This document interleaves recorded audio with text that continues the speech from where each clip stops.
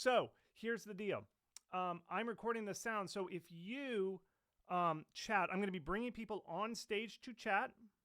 And if you bring on stage, just know that you're going to be recorded, and anything you say is recorded, and I'll upload it to YouTube so everybody can hear that. I'm just giving you the warning right now so that you know what's being shared. Now, there's another thing. There's a new channel that I created called QA Questions. Please just put questions in there. Don't chit chat. You got to write question in all text. That's so I can answer the question. I'm going to be bringing people up on the stage to talk by voice, but I know some people are uncomfortable speaking with their own voice or for whatever reason. So I want questions in the thing that's called QA questions. I know it's redundant to say QA questions. That means questions and answers questions, but please don't answer anybody else's questions because it makes it very hard to find out who's got a question. So please only post questions in there. If you want to chit chat during the Q&A, then by all means post them. There's a chat built into this thing. That's the one thing that Discord has given us is a little chat. And you can raise your hand so that I can call on you and bring you up on the server. Okay, so here's what I want you all to do. If you have a question for the live Q&A call-in, which will be recorded, yes, it is being recorded, raise your hand and I'll bring you up on stage. Now, double check that your mic settings are working because this is fucking Discord. And why do they have so many settings? There should just be a button that says, I want to talk. But no, there's so many settings. So make sure that push to talk is off. Make sure you get the right mic selected. Make sure your mic is plugged in. Please, everybody who wants to speak, actually say it. Do all this mic check now so that when I call you on stage, there isn't that fumbling thing. If it takes too long for your mic, if I call you on stage, if it takes too long, I'm going to put you back off of stage and you fix your mic problems. And I'll bring you back on. It's just, I don't want to have dead time. Okay? So that's the whole kind of background. So start figuring that out. Start raising your hand if you want a question. And if you have a question that you want to do by text, put it into the channel called QA Questions. And please, nobody else answer those.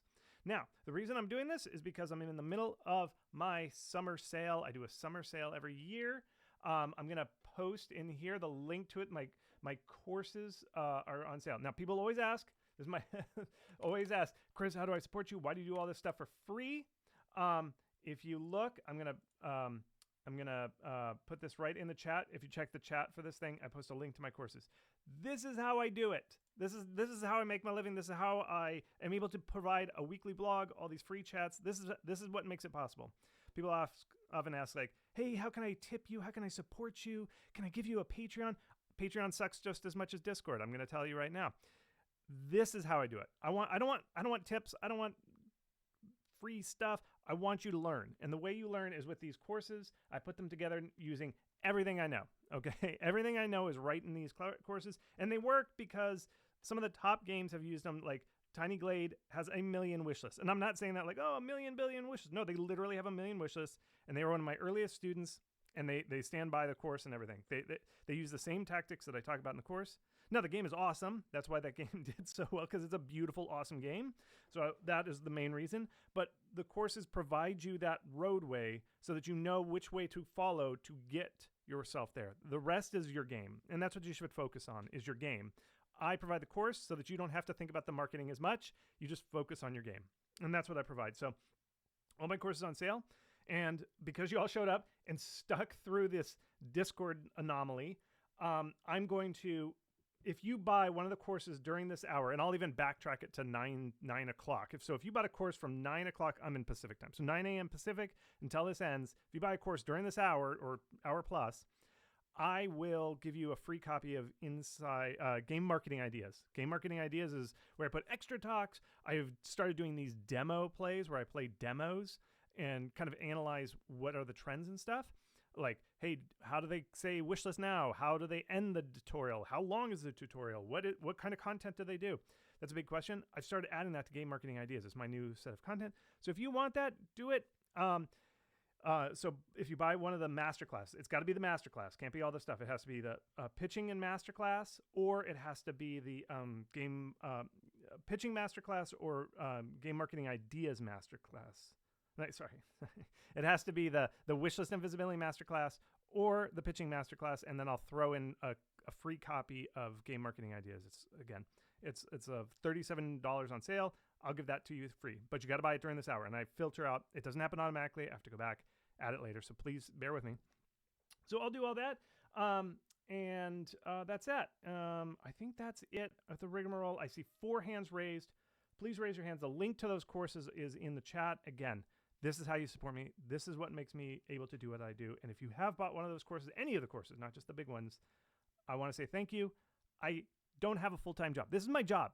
Like, this is a dream come true that I'm able to do this full-time. And it's only because you people buy those stuff. So I really appreciate if you have bought it, you have supported me. But you're also helping yourself. That's why I like it better. I was like, I don't want free support where you just give me money. I don't want that. I want you to get something out of it. And that out of it is this course. So I see 3 hands raised. I'm going to bring Arya up on stage because I know Arya. He's made it to the meetup. So I'm inviting Arya to stage. Please, Arya, welcome. Arya, hello. Good to see you again. Hi, What is hi. your question? Yeah, nice to hear your voice. Thank you for accepting the question. Yeah, I'll make it quick. Basically, I'm making a horror game, and I was wondering how much of my focus should be on the unique selling proposition and the monster versus making it very deep and systems heavy. Specifically, like I'm thinking of making a game where you're like managing your gear and upgrading your gear to climb Mount Everest while there's like a monster on there. Yeah. Hey, that sounds pretty cool. My bet, again, see, this kind of gets into that game design aspect that I'm always not comfortable doing as much. I think horror games can be a little simpler. They don't, I always say Steam loves deep, systematic, hard games with all these upgrade trees and tech and all that stuff. I think horror games can be shorter and a little bit easier on the system side. You just need a really good, compelling monster. And I think the monster is the scenario, the setting, and the monster all kind of come together to make that perfect synergy. And it's kind of like, why is something taste good, or why is this song popular? I can't tell you what is, like, if you were to come to me and say, Chris, this is the monster, is this a good monster? I don't know. It tickles horror games that are popular. They tickle people in the right way. And so my suggestion to you is try your best to come up with a good monster and maybe put it out there and see if it goes viral. I'm actually working on a blog post about a couple horror games recently that have just gone viral. And the typical pickup for a horror game is you put out the trailer and you know real quick whether it's got the magic tickle to make you scared or not and get people right. I don't think it's the mechanics as much. I think what you said, where you're like, hey, it's a backpack horror where you're hiding, you're climbing the Himalayas or whatever. I think that's enough of a pitch. I don't think people pick the horror game because they're like, well, I'm not scared of the monster, but the mechanics for the backpack are really compelling. That's not it. And I think this is what horror games, I think some people run into, is they spend too long trying to be game designers. Like, oh, I'm going to do this narrative thing where it's, there's no ludonarrative dissonance and it's so perfect. No. As long as the monster is scary, I think that's what really makes the horror game a horror game. I think game designers have to turn off their game designer brain and stop making so many like, oh, well, there's this compelling mechanic and all this, and there's this resource management. No, is a monster scary? That's the most important thing. Does that make sense, Arya? That's perfect. As always, well said. Thank you so much, Chris. I appreciate it. Hey, good talking to you again, Arya. I'm going to Of take you off course, stage. yes. Hopefully Thank I you. don't end everything here and kick everybody off. Let me see. We're gonna hang out a little bit while I figure out. I got to remind myself every time how I hang up with Arya. That's Via perfect. the audience. So thank you so much, Arya. I'm Thank gonna call you. up the next person. Thank you so much, Arya. And again, if you're too shy to provide with your voice, I'm gonna do 3 voice calls and then I'm gonna do 3 Q&A chats. So go to Q&A questions. Post your question there if you're too shy to talk, and I will read it. But please, if you see a question in there, please restrain yourself and don't answer somebody else's question. It just makes it really hard for me to see which questions are being answered or an actual question. So, and yes, this will be recorded. So don't ask the question, is this recorded? Everything I've ever done and ever will do is recorded. All right, I'm going to bring in Dan, inviting you to speak. I'm going to click you up there. So Dan, he's got the yellow text, which means he's a purchaser of the masterclass. When you have masterclass access, when you buy access to the masterclass, game marketing, visibility and wishlist class, one of the special perks is you get access to the secret channel with the masterclass chat, and we turn your name gold. So Dan is gold. So thank you so much, Dan, for buying the masterclass. I mean, first of all, I want to say thank you, Chris. You're awesome. I think I follow up you since like Game Gamma Sutra. I think that was a website, um, and you published a lot of useful information, and that was very helpful. I think I have two questions, and one is first of all, I saw your newsletter, and it said that you're gonna update wish list and visibility masterclass. Is it correct, or maybe something missing? Yep. Is that your question? I'll go on a long Oh, talk sorry. about that. Is that your question Yeah. or what? So, and the first question is, what you recommend for the somebody who just starting in the game industry, like who just learning, finish, like for example, Udemy classes, and like, what will be the best game to pursue? I think so. Okay, great. Yes. Okay. So thank you so much. I'll actually answer both questions. So for the master classes, I update them, and if you buy the masterclass, you get lifetime updates. So if a tactic changes or something doesn't work, I take it out, I archive it, and I don't ask you to buy it again. It's like lifetime access. Where it's actually Masterclass 2.0. I've already updated it once, and whoever bought it before still gets the updates. Same thing with the pitching masterclass. We're updating that. I work with Jason Della Rocca on that one. As it updates, you get access lifetime. So just to kind of answer that first question you had down there, Dan. Okay, so what would I recommend for new students getting into games? So there's a blog post that I wrote called The Missing Middle, which I think is really great for that. And there's another blog post I wrote called AAA Dev's Guide to Indie Game Dev. It's kind of the same thing. It's written for, I started writing when everybody was getting laid off from AAA, unfortunately, for them. And I wrote it as kind of a guide, like I see a lot of mistakes. But even if you aren't a former AAA person, I think it applies to you. Now, my thought is get something out fast and get it out as soon as possible. And the reason is, and here's the main reason, is you don't exist until you sell something. And in the internet, in everything. And like, even if you tweet about your game, you put out a trailer, you don't exist. It's not until you have something on the store that you start earning income. And so I think it's very, very important that somebody gets something up and ready to buy, because Steam promotes games, and this is some of the research I've done. Page views triple once your game goes on sale. So because if you think about it, Steam, Valve really only wants to promote, like when they spend their time showing your game off, if they do it pre-release, they're not making any money. That's kind of like anticipating that traffic. So they're kind of giving away stuff. Once your game is for sale, even if your game doesn't sell very well, they still want to send more traffic to it because some portion of it will get more traffic. So with that in mind, even if your game kind of sucks and doesn't sell well, you're still getting a lot of visibility on that first game. So that's why one of the reasons I say get a game up something fast. And you see this all the time. Like Bip and Bits, I can't tell. I didn't see if Bip and Bits was in there. They made Of Mice and Moggies before they made Dome Keeper, and they're very smart. They said, let's just get that up there. So that's the first mindset shift, is get something small, and nobody remembers your first game anyway. So a lot of people are like, well, if my first game sucks, people will think I suck, or Steam will put a black mark on me, Valve will put a black mark because I have had a poor solid. That doesn't exist. The main thing is you just got to get good at shipping. Now, from a game, I only hear music. Just checking to make sure that it's still there. Okay, so the next question also is, here's the thing is, game design is hard. I'm not a game designer. Like, I tried it. I don't think I have the magic juice to be a good game designer. Whatever it is, I don't think I have it. But I think it's very important that people learn game design, and I think people should put out quick games like mods. You don't even need to learn how to code. I think modding games, it's kind of, people are debating the ethics of it. I think Roblox is actually good for game designers as a practice, whether that's financially, whether we're monetizing children, I don't know. But I think Roblox, the ethics of modding is no problem. Modding is great. Like, do it for free. Don't charge for modding. But if you do Roblox, if you make Roblox games, the ethics there, people debate that. But I think it's really good just to learn, what do people actually care about a game? And you learn what to concentrate on. What should I spend like an extra month or 2 months perfecting because a lot of times people spend a lot of time perfecting things that don't need to be perfected. You know, it's like, hey, skip that. Nobody cares about that. Move on to something else. What really matters is X or Y.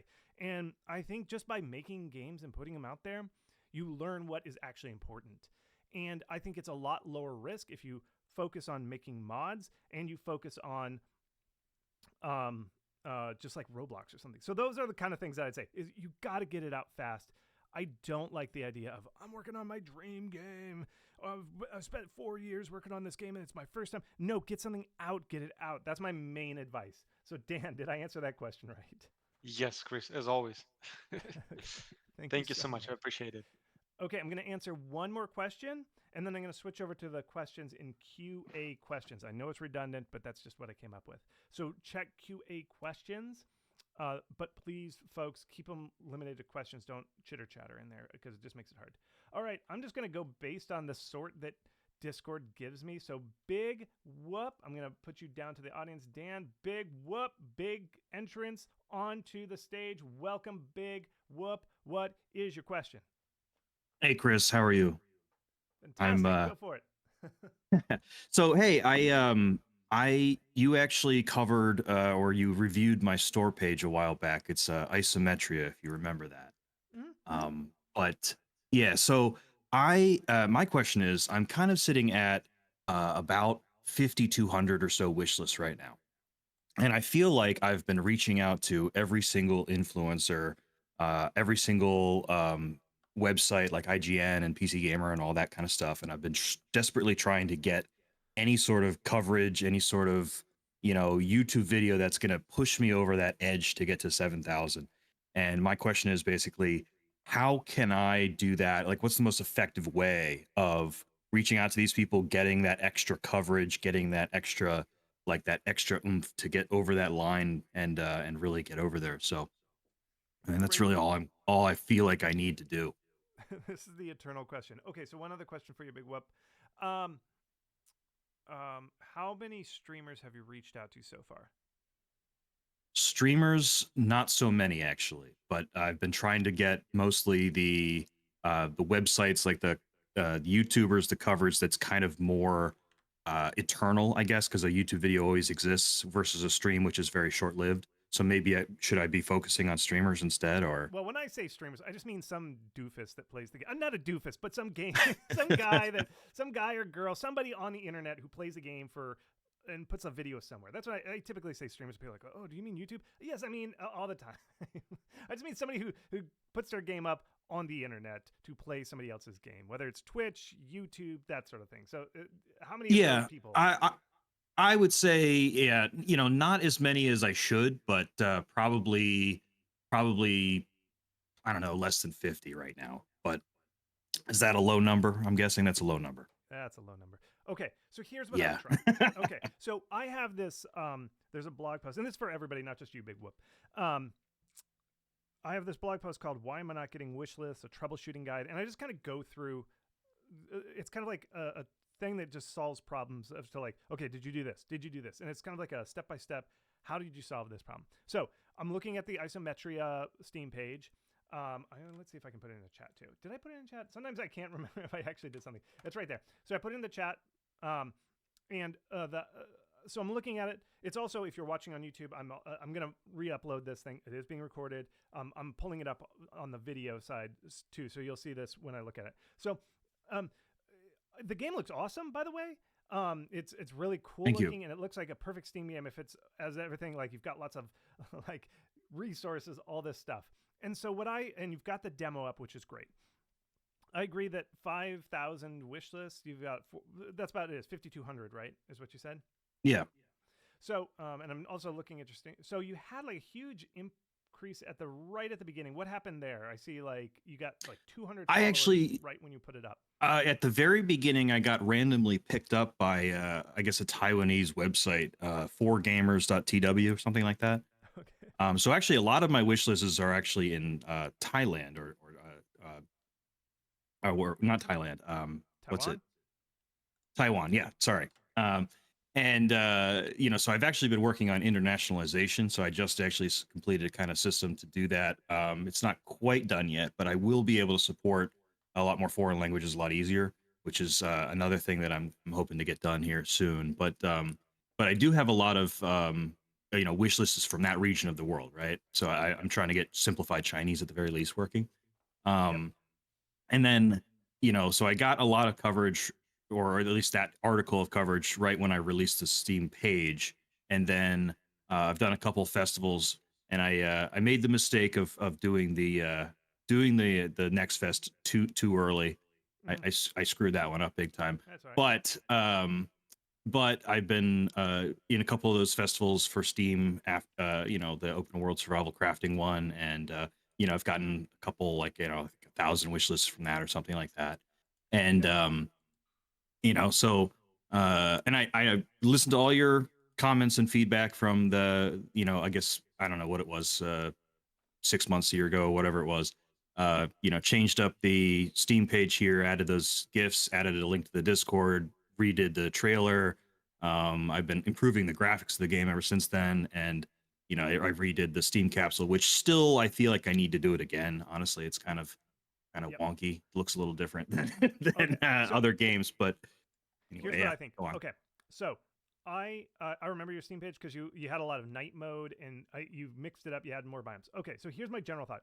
You're in a very hot genre, which is open world survival craft. Your game looks like it should be really good on Steam. Like it's got all it looks like deep, systematic, sandboxy, open world survival craft, all that stuff. You're in the right spot. So what this is telling me is there's two things that I think is the issue is, okay, you got to hit streamers as hard as you can. You've got the demo up. And when I was talking to if you buy one of my courses or the Inside Conference, the latest one for 2024, I talked to Jenny Wyndham, and her job is to reach out to streamers for companies. And I said, Jenny, how many streamers do you reach out to? She said, for a typical game, 300. For a very special game where I'm really pushing hard, 1,000. That is the scale that you need to reach out to streamers. It's a numbers game, okay? And Okay, so yeah. I think so your type of game, it looks cool, but it's not like it's kind of like what I say, like Minecraft, which is totally fine. It's a game that's not going to impress on the graphics. But no, I'm not saying that in a bad way. It just means like it's a very pixel art style games don't always do as well on social media. That's just a fact, and it's not pejorative or anything. And I like your art style, but I just think that your game is going to win itself on the demo. The demo and streamers playing it and people playing for hours and hours and hours, which is what a open world survival craft does. Is the marketing strategy that you need to take. And there's one other component, and I know it doesn't seem like it's related, but it's the capsule, because the way the capsule works is streamers like to look at a good capsule because they use that capsule as the thumbnail for their YouTube channel when they cover your game. So what you need to do, I think you need to get a new capsule, find a new artist, hire an artist. I would also get them to do your text. Isometria, I don't like that pixel art text logo. I would hire somebody, pay the money. I mean, it's not that much in the big scheme of things, especially for your game. So I would pay somebody to do it and look at open world survival crafts. To do an open world survival craft thumbnail, you basically do the back of a character and it's a big open world with the shadow of the back. And I kind of see you have that, but the way it's rendered, it's kind of hard to see what's going on in the thumbnail. So I would get a very big, bright, colorful thumbnail. Look at like Minecraft's thumbnails. They're not on Steam, but their promo art. It's got these like bright characters. Yeah. Yes, they're blocky looking, but it looks very well rendered. It's very saturated colors. Looks really cool. Do something like that for your game. Hire an artist who does kind of like cartoony, a little bit cartoony, not super cartoony, but like Minecraft cartoony. Have them do that, and then do small streamers or reach out to people who really like open world survival craft and have them play test it. They might have feedback from the super fans that are like, oh man, well, you don't allow me to build an axe. I have to be able to build an axe to like this game. Listen to those super fans because they know these common tropes that if you don't hit them, they hate your game. Okay, there's just every genre has them. And so my other suspicion is maybe you're sending it out to streamers play it for 5 minutes and like, oh, I can't craft an axe.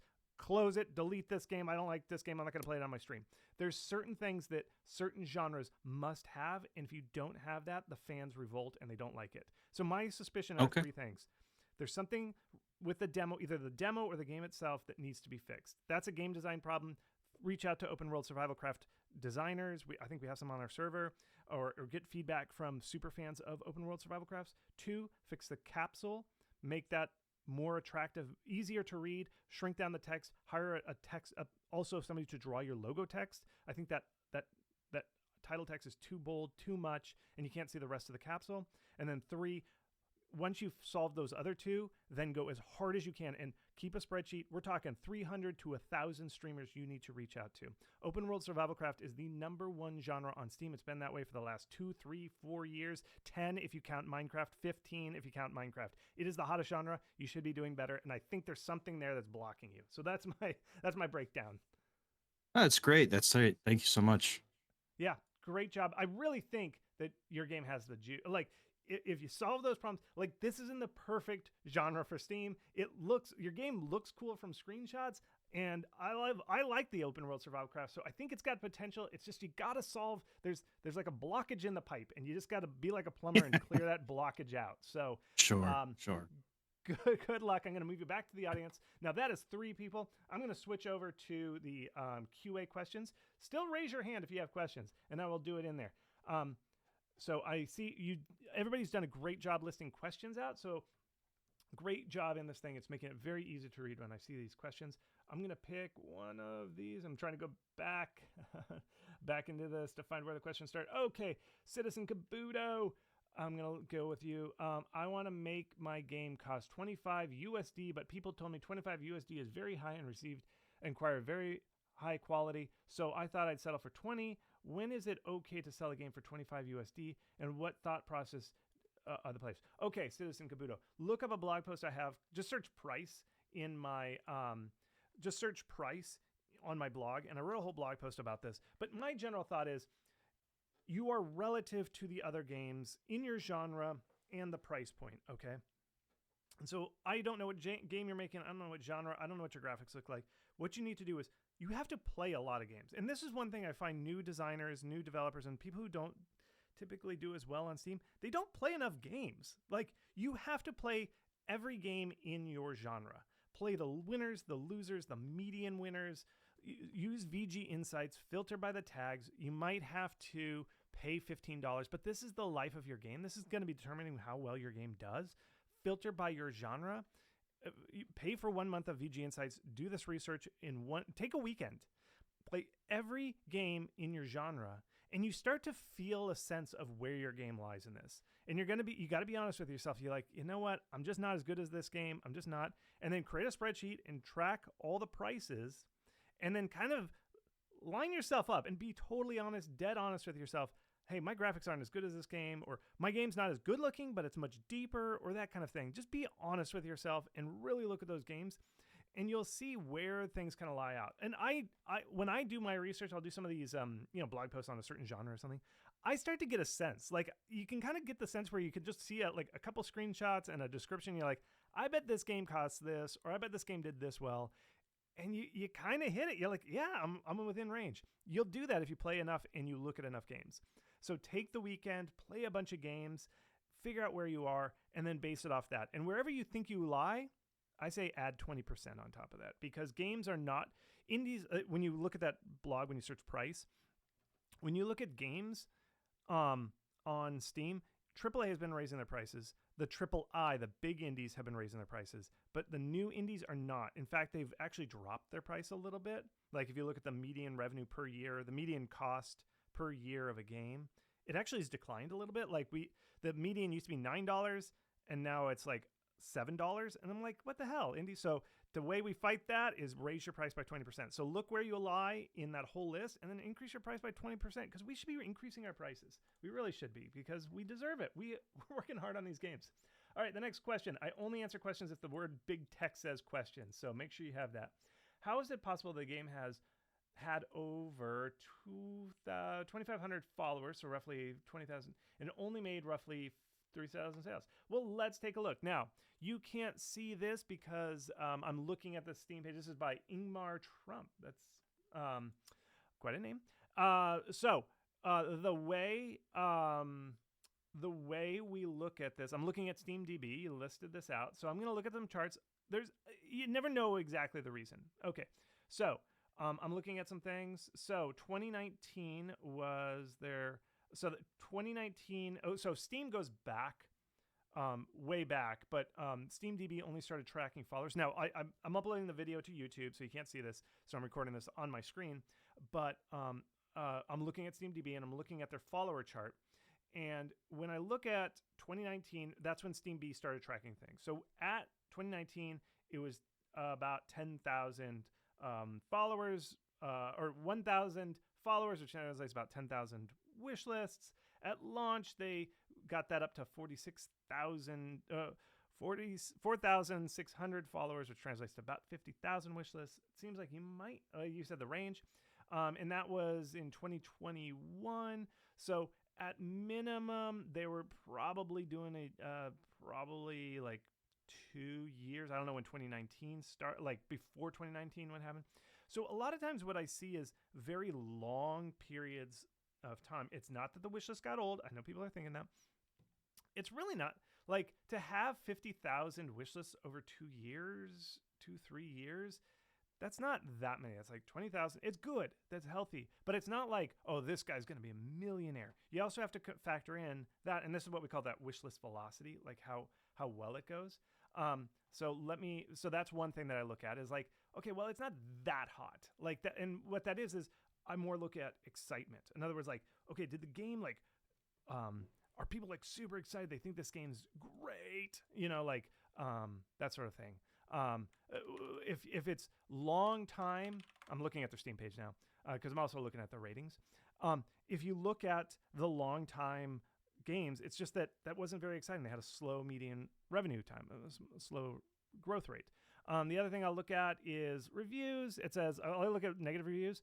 I want to like this. I thought the combat was going to make this game pretty cool, but it's way too bare-boned. Bingo, right there. Thanks to the Eastern European conflict, the game was on. It sounds like they're a Ukrainian developer, and they had to put it on hold for a while. So let's see. I really want to like this, and I love games where your action is dedicated to skills. I'm a fan. Let's see. Reason for the refund. This person refunded. There's too little control over the characters. The story goes from battle to battle with no exploration to strategy interaction with the world. So here's what it is. This is my thought. It looks cool in screenshots. It looks like a deep world. Then people play it, and it's shallow, or the combat isn't as good. And this is very typical. This is I've been kind of teasing this kind of theory. I'm still baking it. I don't know if this is fully there. When you control the main character, I think it's risky. And this game is why I think it shows that I'm risky, is controls are very hard. It's very hard to get good controls. You are getting compared to the best game with controls, which is like Elden Ring, the Souls-likes. That's your bar. And if you don't meet that, many people get disappointed. And the other thing is, so it's very hard to make quality content that big, that good as Dark Souls when you control the main character, because that's what you're getting judged against. And also, when you're a main character, you have to have a lot of content where you're running through an environment. It sounds like there's not many choices, so you have to make this big open world, and it's very hard to do that when you are controlling the main character. And I think that's what happened and this is what happens is the game doesn't live up to as good as the screenshots or the trailer reveal and that genre expectations, and that's how it happens. So it's a combination of the wishlist velocity wasn't as high as you would think, and then combination of the game's gameplay just wasn't as good as you thought, or people thought, these reviewers thought. That is my theory of how a game does that. So that's my general theory. When I look at a game like that, I see, and you'll see a lot of comments like, yeah, this game is pretty good. Oh, yeah, the controls are pretty good. I see this all the time, especially games where it's combat focused with a sword and you're like swinging a sword at somebody. The audience is very excited by these types of games. You see this with a lot of Souls-likes. The people are really excited about Souls-likes, but then as soon as they reveal it and they let people play it, they're like, oh, the combat's not that good, or it's very shallow. It lacks depth, and then they just don't like it because that is make or break for them. And so that's one of the things that I see. That's also the reason why I like demos, because demos solve that problem real fast. You know ahead of time, is the combat good or bad, and you can get that feedback, and there's no thing. It's like there's nothing missing in the middle. You don't know if it's like Schrodinger's cat. You don't know if there's actually a cat in the box, or is it if the cat died. Basically, is the cat dead or alive? You don't know that until you open it with release, or if you have a demo, then you basically open the box early and you find out, oh God, the combat's bad or shallow, and you get that feedback before you release. So that's generally what my thought process is. Doing this live, there's probably a lot more depth as to why the game didn't do well as people have projected. But let's see. Let me just do one more quick calculation here. So let's pretend they had 50,000 wish lists. And I'm doing the math on their review count. I'm just going to do super basic math. They have 87 reviews times the box later of 30. So they sold 2,600 copies. I know it's more complicated than that. So 50,000, 2,600 divided 50,000. That's technically a conversion rate of 5.2% conversion rate, wish list to sales. That is totally normal, a 5% conversion rate. If the game underperforms or is not selling as well, a 5% conversion rate I see all the time. Like 1% all the way up to 5% is usually if the game's not as exciting as people had imagined. And then if the game is really hot, I see 10% to 30%. And then it's a scale from there. But 20 to 30 happens, 20-30% conversion rate happens when a game is like hitting all the numbers, lots of wish lists. So this is totally fine. This is totally, I mean, not fine. I feel sorry for the developer, but this is not some weird anomaly that's totally crazy. Oh my God. Okay. So I only answer questions if you got the word question in nice big text. Just write the word question, big bold text. I love it. I only answer it. So if I'm skipping questions, it's because you didn't write in big bold text. Question. What's a good wish list to mailing list sign up ratio? It doesn't matter. Don't worry about that. I don't know. I don't know. Don't worry about that one. I'm going to skip to another one. I've been working on a tactics game for 1.5 years, and it'll probably take me another 2 years to finish and release it. I just had what I think is a good idea for an incremental game that I can make in a year. Would you recommend shelving the tactics game for now, switching over to making this incremental game? Also, do you think military-industrial complex arm dealer theming would be good for an incremental game? I'm going to be totally honest. I love the idea of switching to an incremental game. Especially, it sounds like this is your first game, maybe? You didn't say, but the signs I'm seeing sounds like an incremental game, or like this is your first game. Tactics games are very difficult. I was actually just talking to a fellow Discord member about tactics games. The thing about the tactics games, very similar to Souls-likes, is there's a bar of quality, and that's XCOM. And if you don't hit or exceed XCOM quality for these tactics games, you get punished very harshly by the community. They are a very hardcore community. Whereas idle games do not have that yet or at all. And so if you're making your first game and you're going to spend 3.5 years on this game, that is a very big risk. And when I started, one of the first questions was like, what would I recommend first-time devs? Get something out. So I would get the idle game. I highly recommend idle games as one of your first game. My first game genres that I'd recommend are idle games, horror games, auto battlers, to a sense.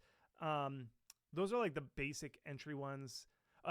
Maybe a room decorator game, maybe. Those are the great starter genres for this stuff. I would do that. I would do an idle game. Maybe not even do it a year. Try for 9 months. Push yourself for 9 months. Don't crunch, but push yourself to even simplify it a little bit. It's good just to learn what people care about. And you're going to go back after releasing this theoretical idle game in going back and you're going to go back to your tactics game and it's like, oh my God, I made so many design errors. Now that I've gotten feedback, I've sold a game, you're going to learn so much by releasing a game. You will. So I highly recommend going to an idle game. And I do think the military industrial complex arms dealer, whether you have moral compunctions, other people are like, oh, I don't like that. I hate the military industrial complex. Yeah, I totally acknowledge those things. But Steam really likes that stuff. Steam's like kind of right wing when it comes to like the military stuff. Deep love of that stuff.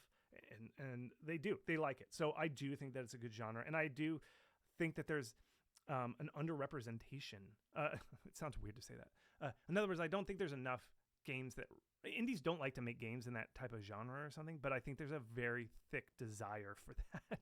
Thick desire. I don't know why I said it that way, but I do think that there is a lot of people who really like that theming and that kind of stuff. So yeah, good question. I'm going to do one more question down here. You said that all the indies should make at least a horror game. What would be the next genre that an indie should do to try out if horror didn't work somehow? Also, is it better to make a multiplayer horror game than a single player one?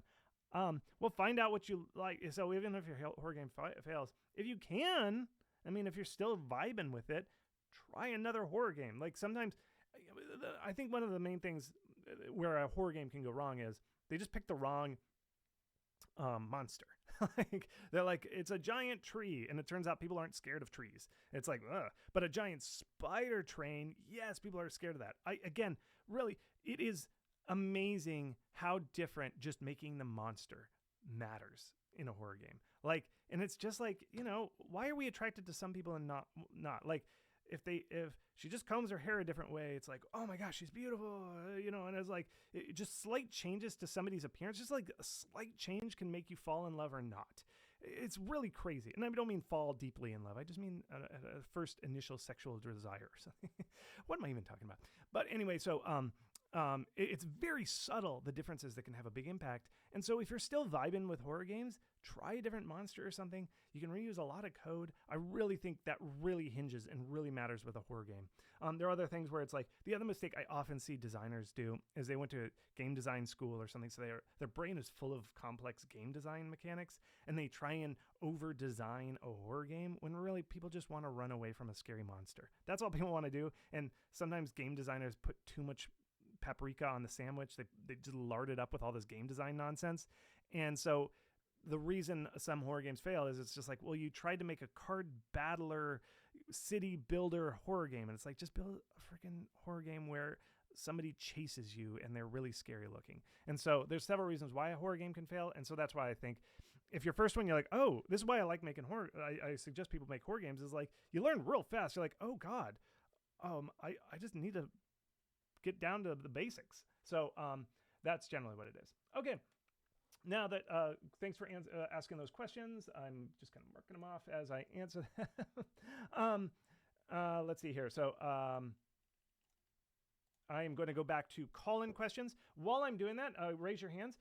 Just a reminder that anybody who buys the masterclass, the wishlist and visibility masterclass, or the pitching masterclass during this call, I have to go back in after this call, sort by, and figure out why what people bought it during this hour. So it'll take me a little bit. I will give away a copy of Game Marketing Ideas, which is my kind of like grab bag of cool things that I don't know where to put anywhere else. But so it's like some secret talks that I've done that I don't publish on YouTube or have ever given anywhere else on there. I'm also doing these live playthroughs of demos to see how people structure demos so that they reveal just enough to get people excited, but not so much that they've given away the game for free. I'm really interested in that design question. So I've started doing Let's Plays that I don't upload anywhere. Don't load them to YouTube. They're secret, only on this ideas thing. So you get that for free.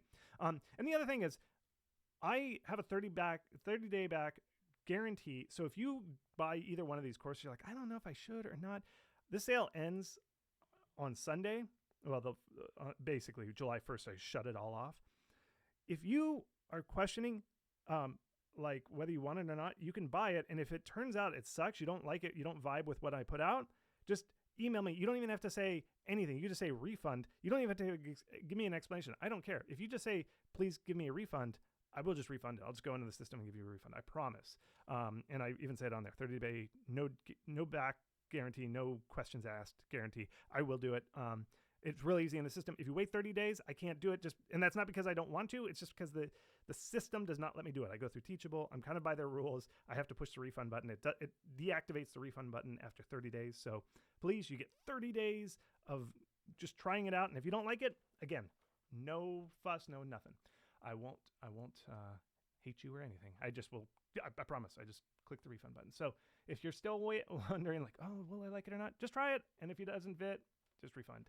Okay, I'm going to go back to live questions. So I'm going to bring Tom Null Pointer, definitely a C programmer in the house here. So Tom, what is your question? Hello, can you hear me? Loud and clear. Okay, cool. Yeah, so I'm making a game called The Horror at Hyrule, and I put the Steam page up in March, April time. And I'm doing okay so far. I've got about 11,000 wish lists, but I'm sort of talking to publishers and marketing people, and I've noticed there's a sort of pivot at the minute for people like publishers and PR agencies offering to market only deals where they don't invest in any development funding, but they provide all the marketing aspects for a smaller revenue share. And I was wondering what you thought about that kind of current change and how to assess if that's actually worth it for someone like me. Yeah. I on its face, I actually kind of like it. I think it's cool. And now get a lawyer to look at any contract, because any contract could have some weird, oh, well, we actually own your IP or something like that. So always get a lawyer. And I'm not a lawyer. I just want to put that out there. So get a lawyer to look at whatever contract. But I do, in broad strokes, like the idea. Sometimes I think that publishers, in general, as a whole, in median, if we were to find the median publisher, don't necessarily do enough to justify the whatever cut they make. And so if they're not taking funding, if they're not giving you funding and they're just doing marketing, I actually kind of think it's okay, provided they have a track record. Now look at other games and talk to people who have been published by them and ask them, hey, did you like it? Because here's a couple things that publishers, these theoretical publishers, could do that you can't pay for with like that is one, cross promo. So if these theoretical publishers have published other games, they can hopefully get your game inserted into those other games, like a cross promo or on their Steam page. They can also, if depending on how the agreement works, is if the publisher makes enough, this theoretical publisher, marketing publisher, they might be able to get a Steam page deal. Because if they have a hit, they can go to Steam and say, can we have a daily deal? And then on the daily deal, they could say, hey, can we get front page featuring? And they say yes because they've had some previous hits. They can put your game in there. You can't buy that. That's only comes from if you've got partnered with some of these publisher type things. So those things are very valuable and can actually get you somewhere. So, and plus marketing help where it's like, oh, we do the market stuff. I actually kind of like it. I think it sounds good, provided you get a lawyer to look at the contract and there's nothing shady underneath. So make sense? Yeah, okay. No, that's cool. It's good tips on how to assess, I guess, their performance by talking to people who've already worked with them and like looking at what they do. Yeah. Great. A warning sign. Here's one warning sign other that I would look at is, do they do this for like 50 games a year? And it's like one out of, there's like a 20% hit rate or something. And if it's like, because a lot of sometimes full publishers and stuff, they go a numbers game where they just try and publish as much as they will. And then it's the game's natural lift. I always talk about these Magic games. It's not necessarily whatever this theoretical publisher did. It's just that the game's freaking awesome. So whether they were published by them or not, the game did well. But if you could see, oh yeah, this is definitely most of the games they publish do well or something, then I think that's a good sign. So. Okay, cool. Thank you. Hey, thank you so much, Tom. I'm going to move you back to the audience. I'm going to do another one. Assassin Monkey, welcome to the thing. Hello. What's your question? I hope you can hear me. All right. I can hear you. Yep. Cool. So I'm curious what you think right now about the tower defense genre. I saw someone else ask a similar question, so maybe that answers it a little bit. But I know from what you've said in the past, it's kind of a very oversaturated genre. But how do you think it kind of fits into your new idea about like controlling the main character? Yeah. Thank you. Great question. Okay. Tower defense, I think I always see when I do those median charts, I always see tower defense kind of underperform.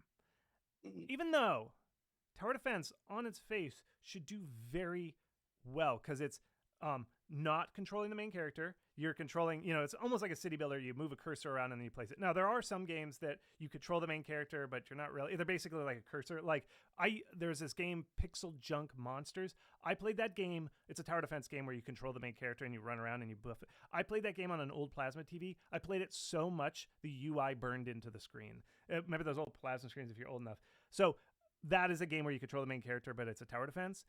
I think that I think tower defense in general, the basic gameplay loop actually kind of works, but I think it's evolved slightly. Actually, and what I think it's turned on to have a little bit more of a strategic, crafty, buildy element onto it.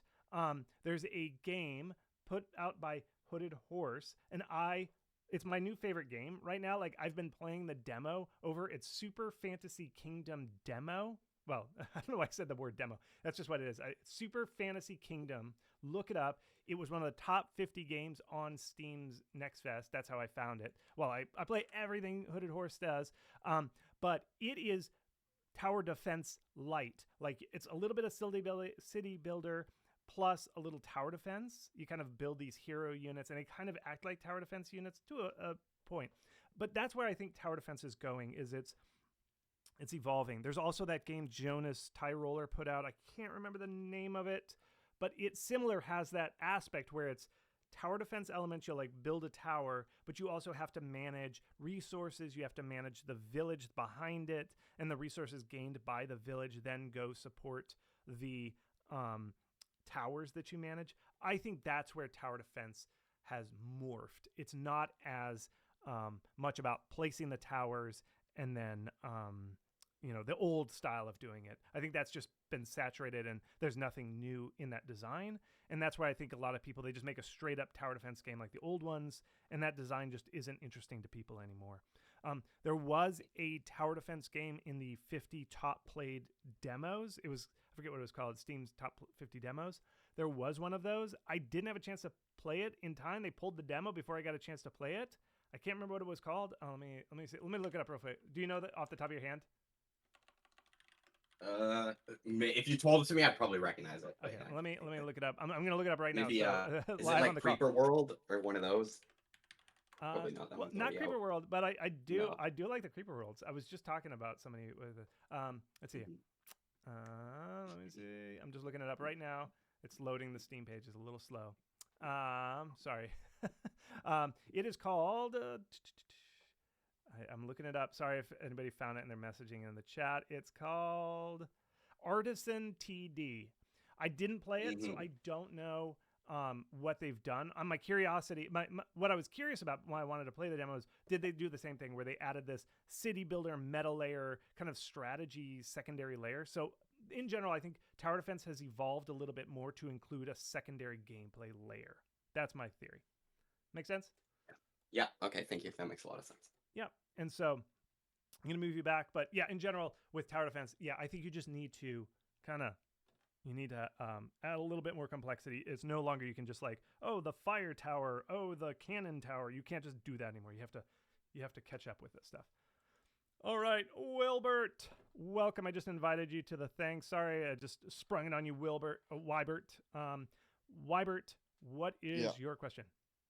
Okay, I recently released my Steam page. I released it without a trailer, which was definitely an L. And after about a month and a half, it has 60 wish list. The genre is like the card build type of games, like Stacklands and Witch Hand. I read like your Witch Hand blog. I know like my next step is to like have a demo, but like I'm really struggling to find my voice on social media. Mainly, I'm on TikTok and X, and I release like 5 videos on TikTok, and they're not really doing too hot. So I'm pretty sure like my next milestone is definitely the demo.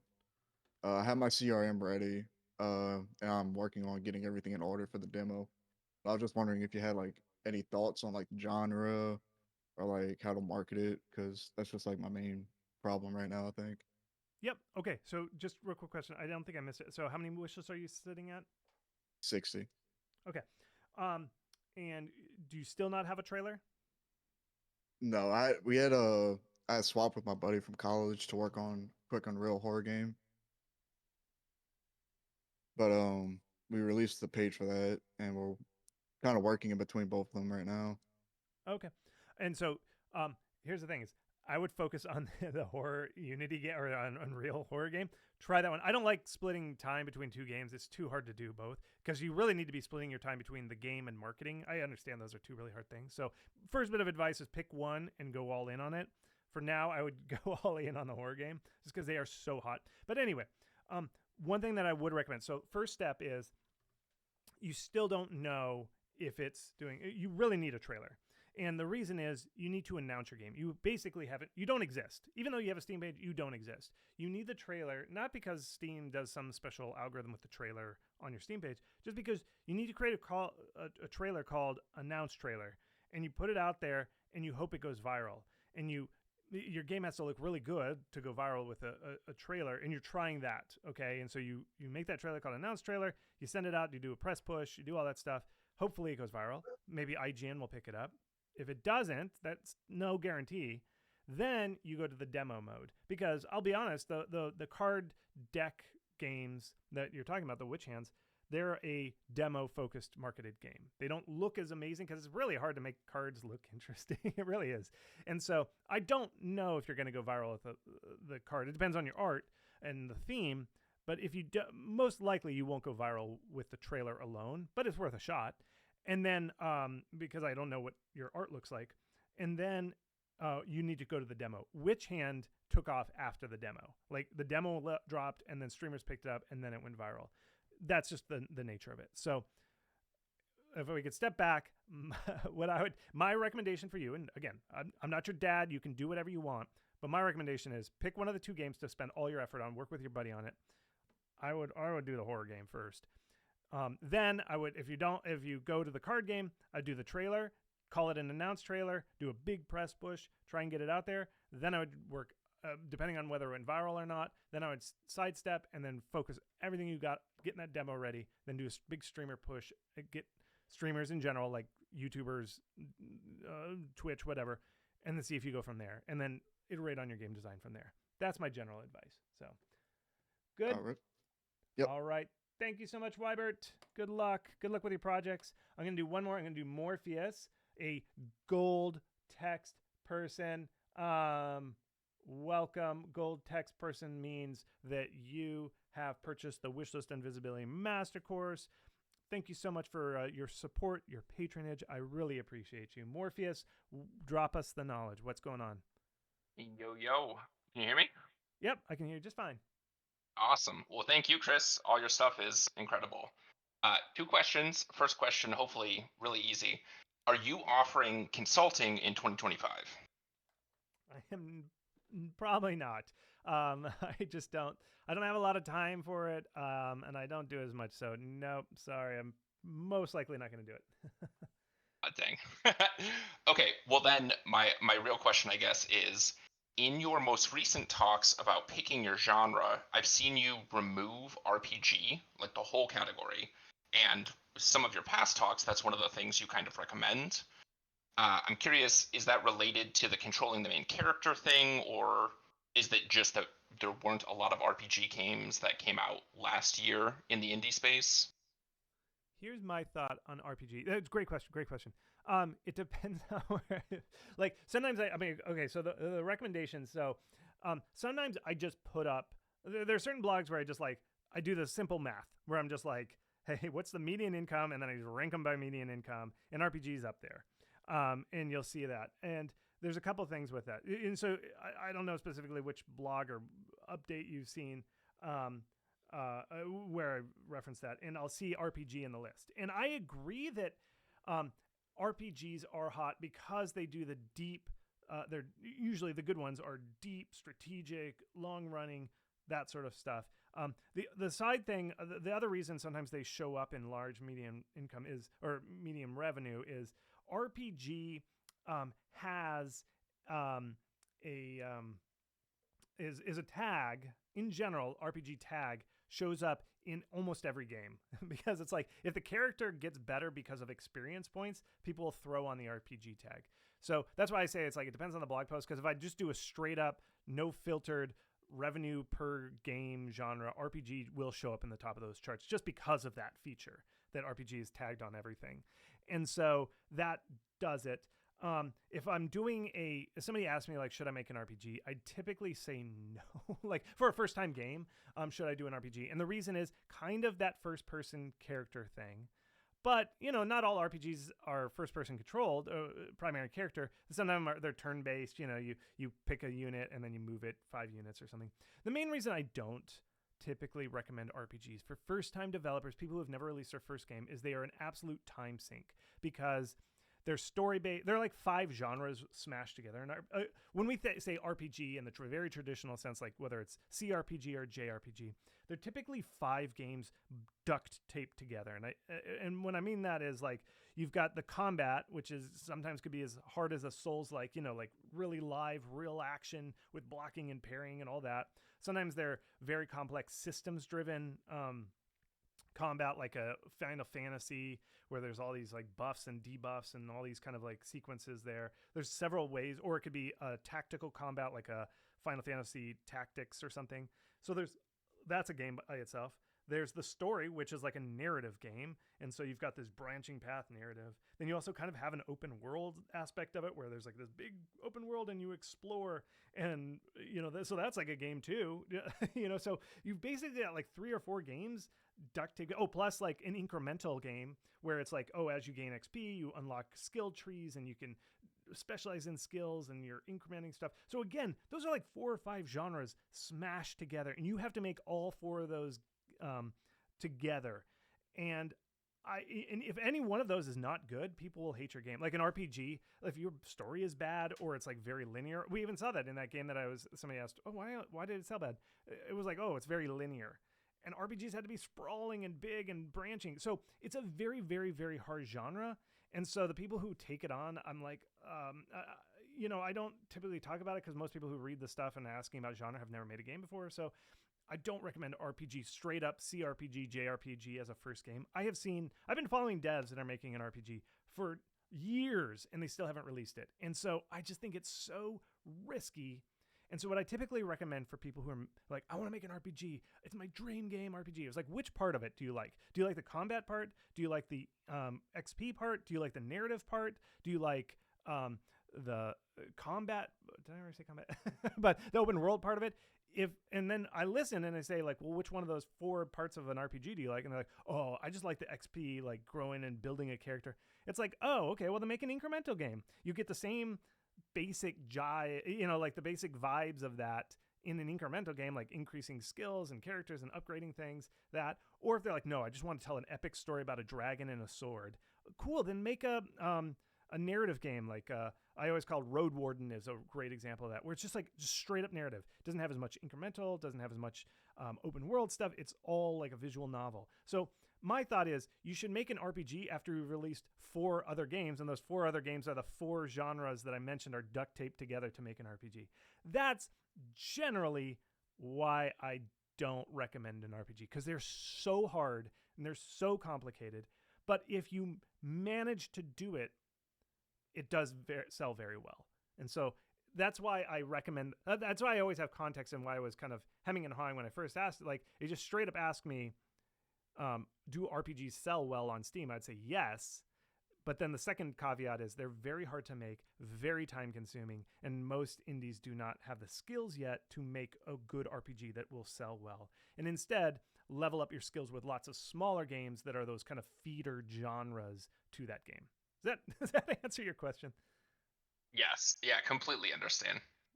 Perfect. Well, I will just say, absolutely would love to see consulting, or even previously you had like just an hour of time. That would be super helpful if you offer it next year. Sure. And in general, thank you. I'm moving you to the audience. In general, the reason I don't do the hour consulting, I mean, I know it's like, it's just an hour. I spend a lot of time thinking about the game. If you're like, it's consulting, I do a lot of, it's not just the hour, it's the other things around it. And plus, then it puts a big brick in my schedule where I have to work around it and stuff. So it just, in general, the consulting stuff is just hard. It's just really hard to fit in when I'm doing my stuff. All right, I think that was 3. I'm going to move to questions, the physical questions. We're coming up on, we've blown past the first hour, but I had technical difficulties. I'm going to keep going. Speaking of hour blocks, I got an open hour, so this is being recorded. I don't have another thing. I do have to take my car in for emissions testing. In my state, you always have to do emissions testing every year. So I do have to get my car in just to check to make sure that I'm not like burning oil, polluting the environment. But I don't think I have a hard time that I have to do that. So I am just going to go back to the questions. If I see some people that have their hand raised and they asked a physical question. If I've already answered your question, please delete your question in here just so that I can kind of more easily find out where I've left off and if I've already answered it. How do you suggest someone with extreme levels of anxiety to do marketing on their game? Some context. My game is already released in EA, released about 9 months ago. I made a lot of mistakes before finding this community. Great, thank you so much. I understand what you say about the anxiety. I get it. Here's the thing about marketing, and this is what part of the reason I wanted to start this blog and start writing about it. Here's the deal. Marketing is not as social as people think. People think that to be a good marketer, you have to be like this social butterfly, life of the party, Mrs. like out there, like Mr. Party Pants. and you are like the funniest guy, or you're just so charming, that is actually not good marketing. And it also flips people out because they're like, oh, it's called social media. That means I have to be social.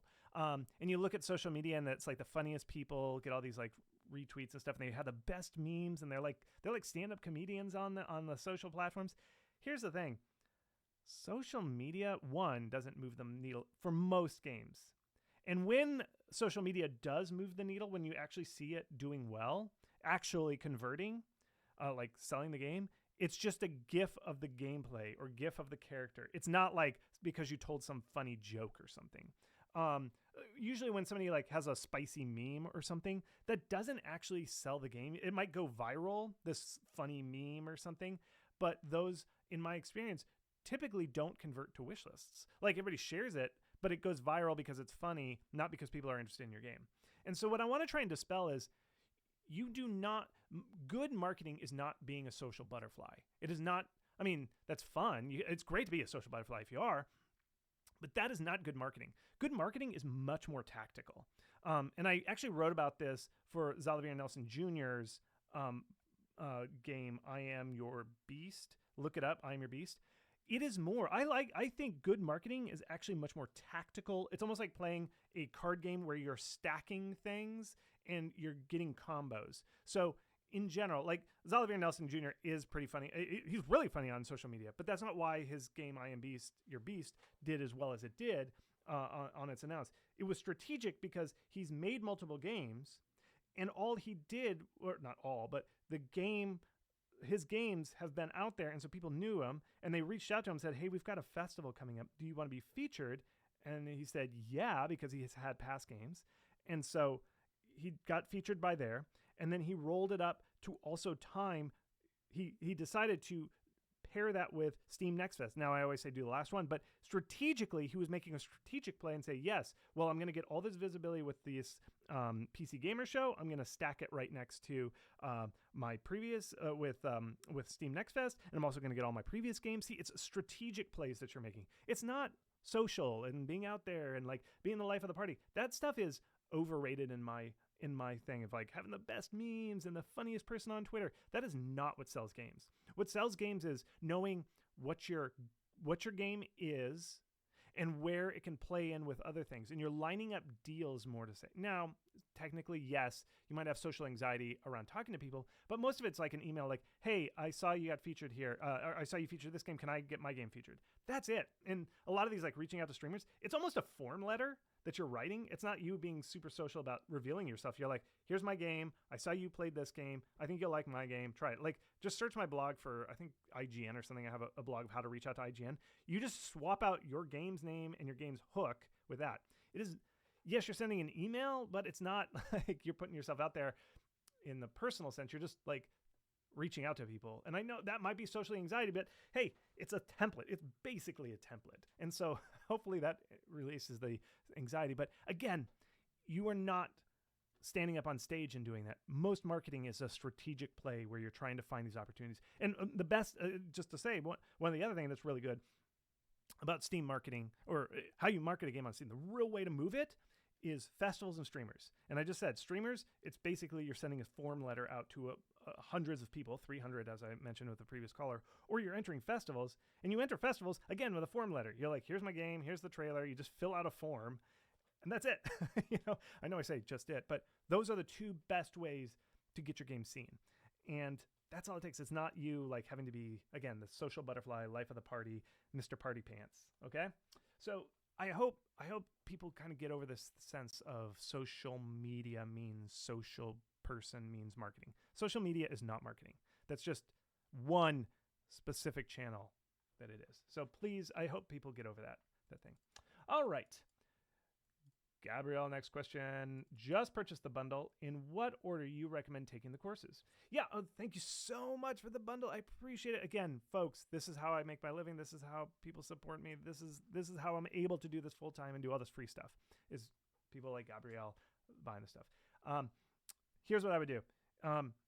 Here's what I do is take the masterclass, the wishlist invisibility. I mean, it depends on where you, I don't know who you are or where you are. I like the masterclass. This is my favorite thing, the wishlist invisibility masterclass. find out where you are in the journey, because the masterclass is lined up like a journey. It's lined up sequentially from before I have a game idea all the way to I've released the game. So I would find out where you are in that masterclass and go to that start of the lecture, and I'd watch all the stuff, the previous chapter just before you are where you are, and then I'd watch the one just after, okay? And then you spice it in with a little game marketing ideas. There's some fun lectures in there. If you're making your demo, watch all those demos that I've been doing Let's Plays for. That's kind of where I would start. And then browse, so the game marketing ideas, and then the online master classes, or those 2 conferences that I have, spice those in. Just add a little spice. They're the little sugar crystals. They're the salted caramel on the top of your ice cream, just little speckles of salt. Find if there's any lectures in there that you liked, because there's people that I interviewed somebody who's I interviewed a lawyer and said, how do I find a good contract? I found Jenny Wyndham, who does the streamer outreach. I've got somebody who does narrative games, and I interviewed them about how do I make a good narrative game. So there's lots of like special genres within there. Scan that. Let's see if there's something that's special, that is pertinent to who you are and what you're doing, and just spice those in, like I said, like the salted caramel. And then go back and do the whole masterclass top to bottom for the wishlist and visibility. And then if you're doing, if you're going to a conference to pitch to publishers, I would watch the pitching masterclass, because we frame that one as building the pitch deck. If you're getting ready to go to Gamescom, we've got a whole unit just on Gamescom, how to get your pitch ready for Gamescom, how to do meet to match, which we recommend. So again, it depends on where you are in your journey. So that's how I would kind of line it up. But great question, Gabrielle. Thank you so much for your support, and I really appreciate it. And be sure to fill out. Oh, the one thing is, when you're doing your masterclass, go in, and the first step in the masterclass says, here's how to get the gold profile. We have to do it kind of manually. So follow those steps to get it in the profile. The other thing that I should recommend, this is for everybody out there. Enable, if you buy my courses, you may have seen something that says like opt out of messaging. Opt in. I don't spam those channels. I only do that. I use those channels. There's something that says opt into marketing messages from Chris or something. Please check yes. And the reason I say that is sometimes I do Q&As, and I'm actually going to do a Q&A. I'm going to announce it. I do Q&As for people who bought the masterclass, and I only send the email of the link of how to sign up for the masterclass through the course. And so if you don't let me opt in, I can't message you. But by law, like it says like, oh, this person opted out of messages, so I don't send it. So even if you own the class, you're going to miss out on these Q&As. So go into the settings, log into the course, click the thing that says like profile, and then look, I can't remember where it is exactly, but look at your profile and it'll say opt into marketing messages. I wish I didn't quite say it that way. That's how I can communicate to the people who bought the course. I try every other way. I'll send it in the newsletter and I'll say like, hey, I'm going to do this thing. Make sure to check it. But please enable communications. Otherwise, I can't reach out to you. I just can't. So I can't tell you, hey, we're doing a live Q&A. So make sure you please do that. Please, please, please. I don't spam you. I don't sell you stuff through that channel. So please.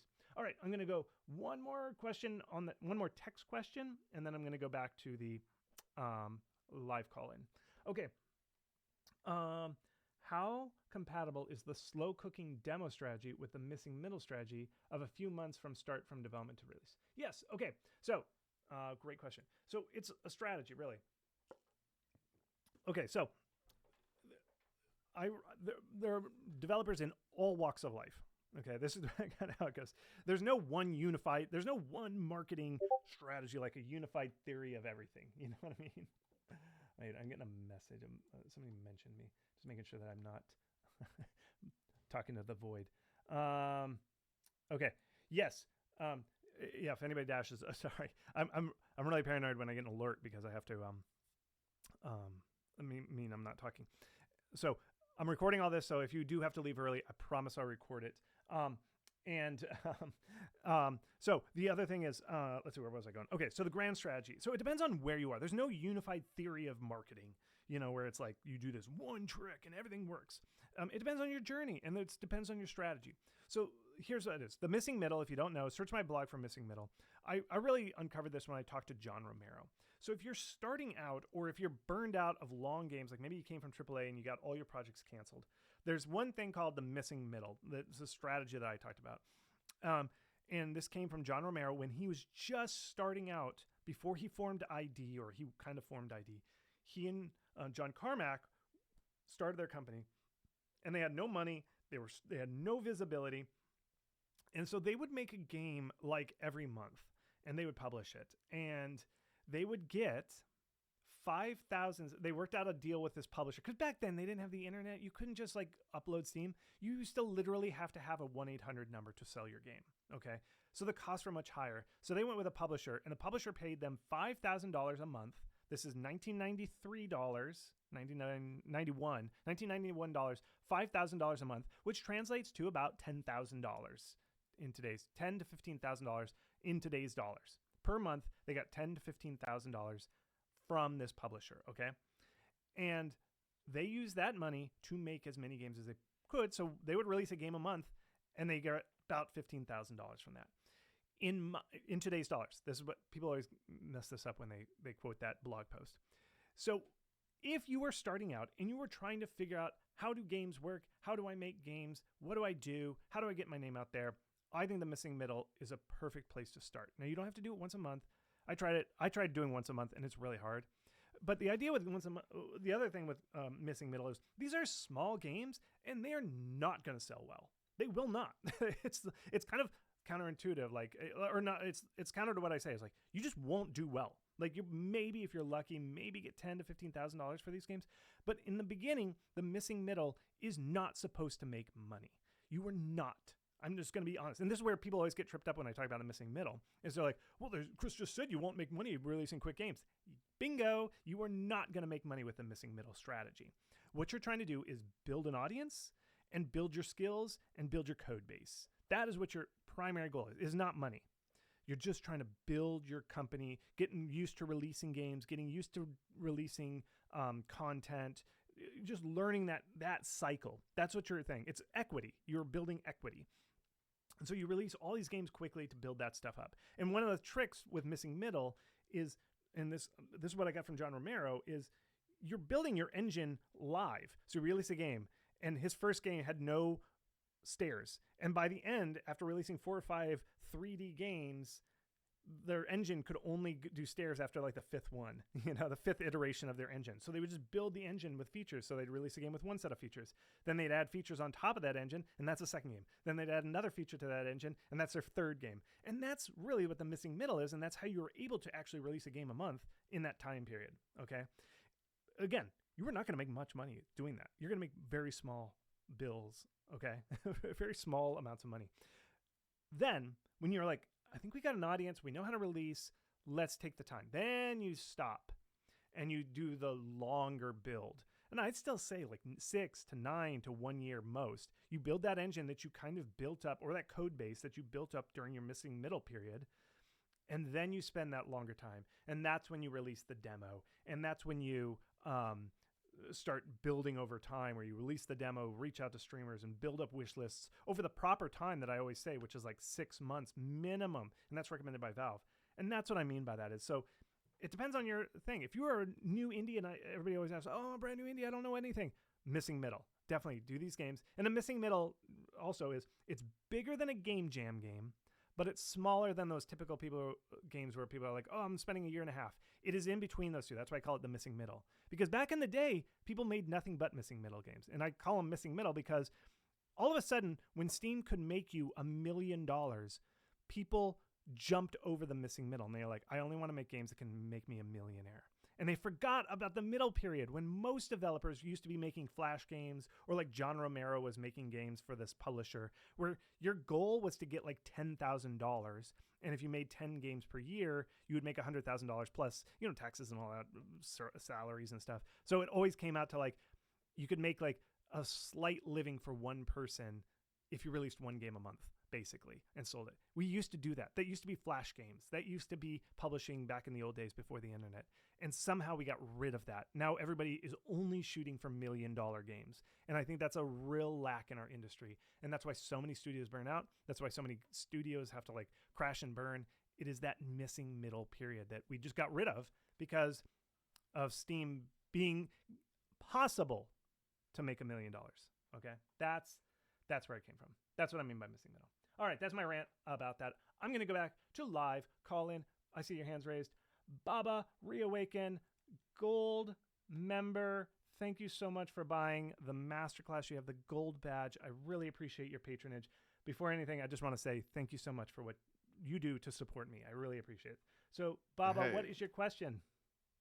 Yeah, no problem. First of all, thank you for making what's essentially the blueprint on the best chances to survive out here. But yeah, so I'm working on an anime-themed game, and I'm just kind of wondering if there's any advice on how I can reach out to anime fans themselves, because that's part of the audience that I really want to reach out to.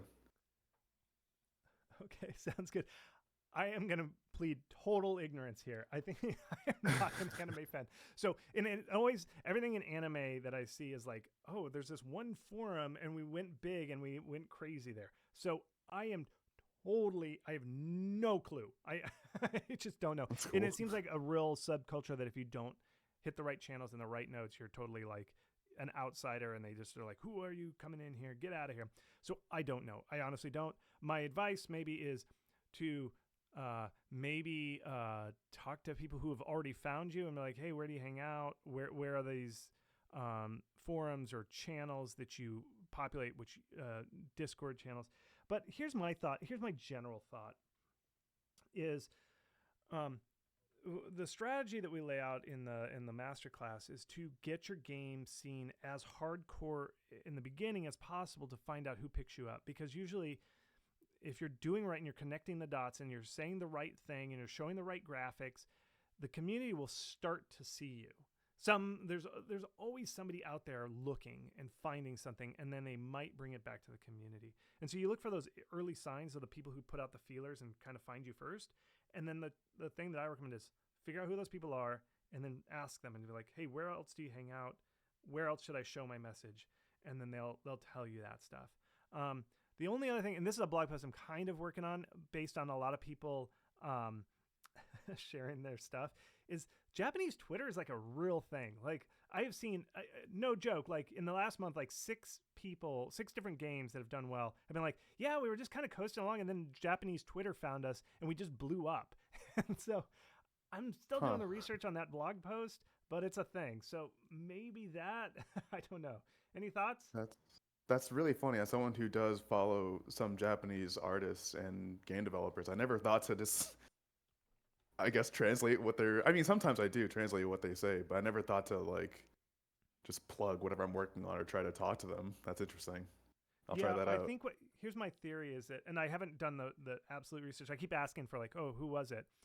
There's a couple like magazines and stuff that have a Twitter account. And if that Twitter account mentions you, you go viral on Twitter for Japanese Twitter.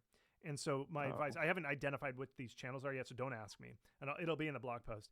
But basically what you do is you'd make a pitch to whoever runs that Twitter account. Maybe you DM them or you find out if it is a magazine, submit your game through there. It's like, hey, can you mention me on here's my game. I think you'll like it. This is it. Can you mention me on your Twitter account or something? Or they might just mention it. That's how you get into there. That's my thought. That's my theory anyway. Okay, that's a really good start. Thank you so much. Yeah, sorry, I just don't know. I don't know anime. I watched Voltron. That's like the extent of my anime knowledge. So I'm just totally clueless on this stuff. All right, Chago, welcome, Chago. You're up in the hot seat here. Daniel-san, hey, Chris. What is going on? Hey, how's it going? Thanks for having me. So I've been working on a tower defense FPS game, zombie game, for the last couple years, and this was before I saw kind of what you had to say about tower defense games and how it's kind of not the ideal genre to go into. And I'm trying to figure out because we started marketing about 2 months ago. So I'm trying to figure out, should I lean more towards the FPS zombie aspect of the game, or should I really hammer in like the tower defense aspect and really try to get that community involved, or should I try to get like a good balance of both?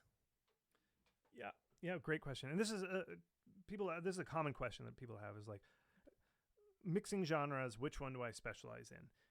There's a couple ways to do this. One, and this is general. I'm not talking to you specifically, but in general, I say mixing genres is risky. I actually think mixing genres is risky, and you can search my blogs. Just search mixing. I'm not saying you specifically. I actually think the first-person shooter and first-person shooter tower defense actually is not that risky of a genre mix, because it's kind of like 3D tower defense. Like, there's a long legacy with what's that Goblins game or whatever, but it's a third person, I know, but 3D tower defense is not as risky as a lot of people think. So that's side note. Here's what thing is, you don't actually get to pick. Like, in other words, the community in the greater outside world picks. And that's the thing is that everybody in general has to learn about marketing, is you don't get to pick what your message is. The community kind of picks it for you. And so what I recommend is you market it. This is what I always say is market it hard one direction for like a month or two and see who picks up, and then market it really hard the other direction for the next 2 months and see how that picks up and see which one gets a better response. Because again, it's kind of like horror games. I can't tell you, you can't hold up a thing and say, Chris, is this scary enough for a horror game? I don't know. You just have to kind of like let the internet do its thing and figure out which one resonates. There's some magic that happens when a game is attractive to people, and you can't predict it. So my advice is to pick one or the other. But usually what I find is the core of the genre. Usually when people say this kind of stuff, it's like, oh, there's a core genre and then there's an outer ring, which is the mixed in genre. This is in the gameplay loop. It's usually the core genre that picks up on people. My theory is my theory for you is it's probably going to be the tower defense people that pick up on it, because I think shooter fans want the typical shooter, either wave-based or exploring corridors type of first-person shooter. So I think it's going to be the tower defense people, but try both sides. Make sense? Okay. Yeah, no, absolutely. Absolutely. Yep. I appreciate that. And I'll move you to the end. One other thing that I often see, and indie devs do this, your game is your game. That's what it is. And this is what I find all the time. And sometimes people, they're making a match 3 or something, and then they read that I said match 3 is awful, and it is awful. Match 3 is like the worst genre on Steam. Luckily, most indies don't make match 3, but somebody's like invested a year or two, and they've made a match 3 game, and they're like, Chris, how do I cover up the fact that I made a match 3? And you can't. Your game is your game. You can't hide the fact. And this is the thing, is product is marketing. It is 90% the product you make. And so my typical response is like, well, just market the game on its merits. Like, what is it? If you made a match 3 game, market the hell out of it being a match 3. You can't fool people. You can't be like, oh, it's this genre, and then somebody's like, oh, I bought it. Oh, you tricked me. It's actually match 3. Okay, I'll play it. No, they don't. They're like, what the hell? This is a match 3 game. Why'd you tell me this was a first-person shooter match 3 game? This is a match 3 game. And they're like, then they refund it or leave you a bad review. The moment you pick the game is the moment you've started marketing. And so you can't cover up it, and you can't mix in other genres. And this is part of the thing with the missing middle I see a lot of indie devs do, is they spend years and years because they're like, Chris, we made this match 3 game and we heard that match 3 is terrible, so we added an open world survival craft on the side of it to kind of mask the fact that we made a match 3. And it's like, oh God, why did you do that?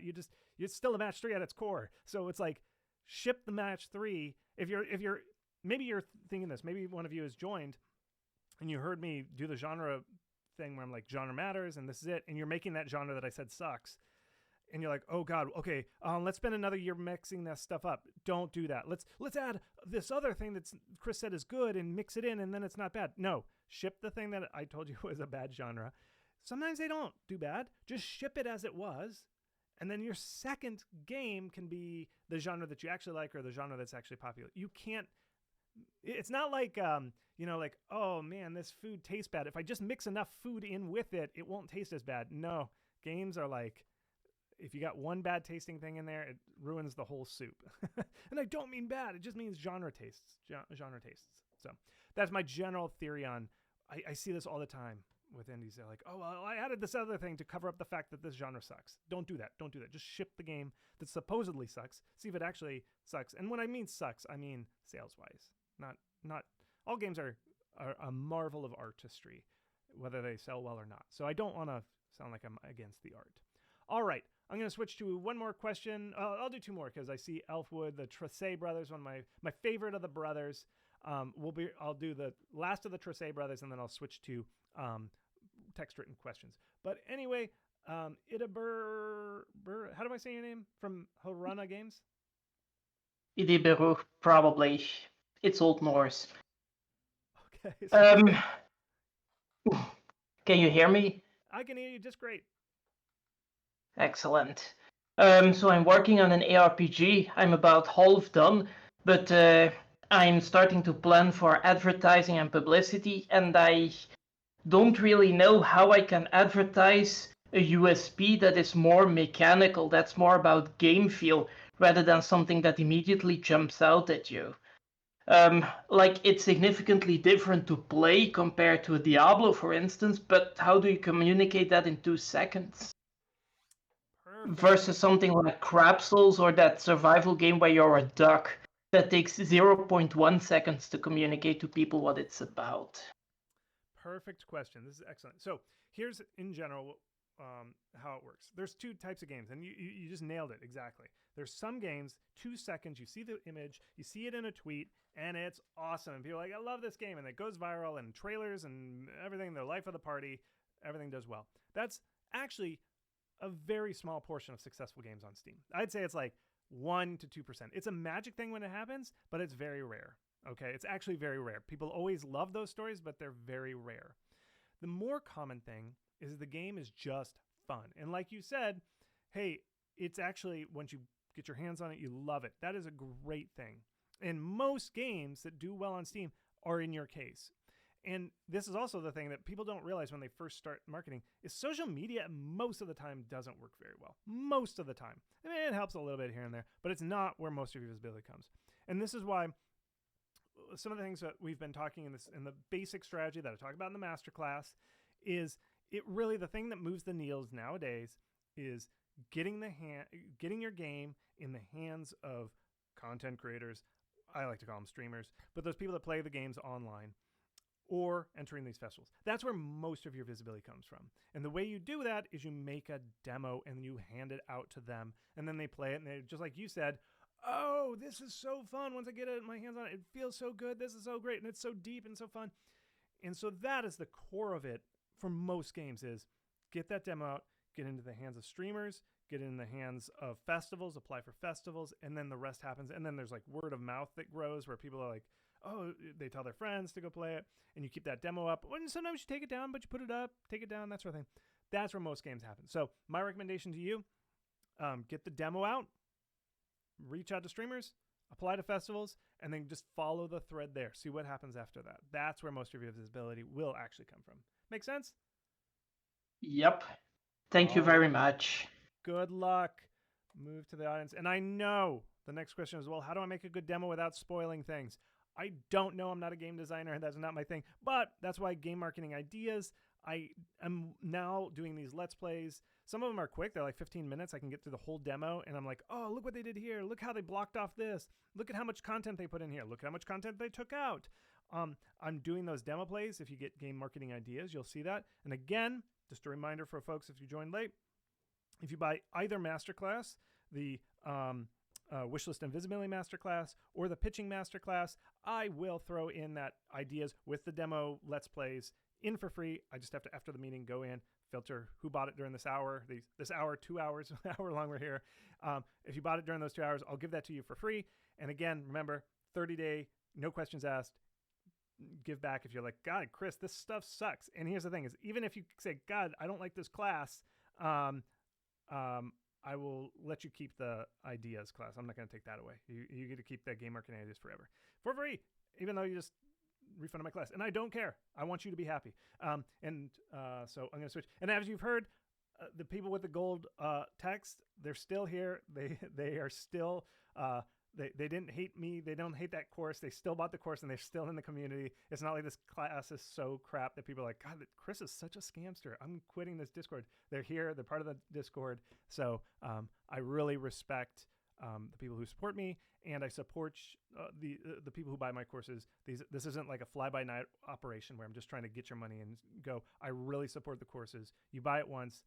I update the content all the time with what the new trends are, what's working, what's not. I'm here with you as a partner. All right. Sorry. Tressé brother, Elfwood, what's going on? What's the story? Hey, Chris. I have a discount marketing question that I think you might find interesting. So Let's hear the it. I love it. specific context for us is that we've been offering discounts at a steady 34% off for most of our early access for Cyber Nights, which brings it just underneath $20. We're thinking that sometime before launch, we'll do 135% sale, specifically to trigger services and people watching for that deepest discount mark. At the same time, we'll also have a lot of messaging around that sale, that we are going to be scaling back discounts as we approach full launch, that this is the last chance to get a great early deal on the game, etc. So I kind of have two questions for you. One, just what kind of experience, based on your experience on discounting and those deepest discounts and anything you know about these different services like Any Deals or GG Deals or SteamDB, what are the things that you think that we should keep in mind around hitting those deepest discount marks to make sure we make the most of those opportunities? Great question. Just to clarifying, you mentioned we're getting offered discounts. Is that is Valve doing that? Is Valve saying, "Hey, well, if you do a daily deal, we want this percentage off"? Is that what you mean? No, this is all discounts that we're setting for custom sales and during seasonal sales or other Steam events. Great. Okay. So this is my advice in general to everybody.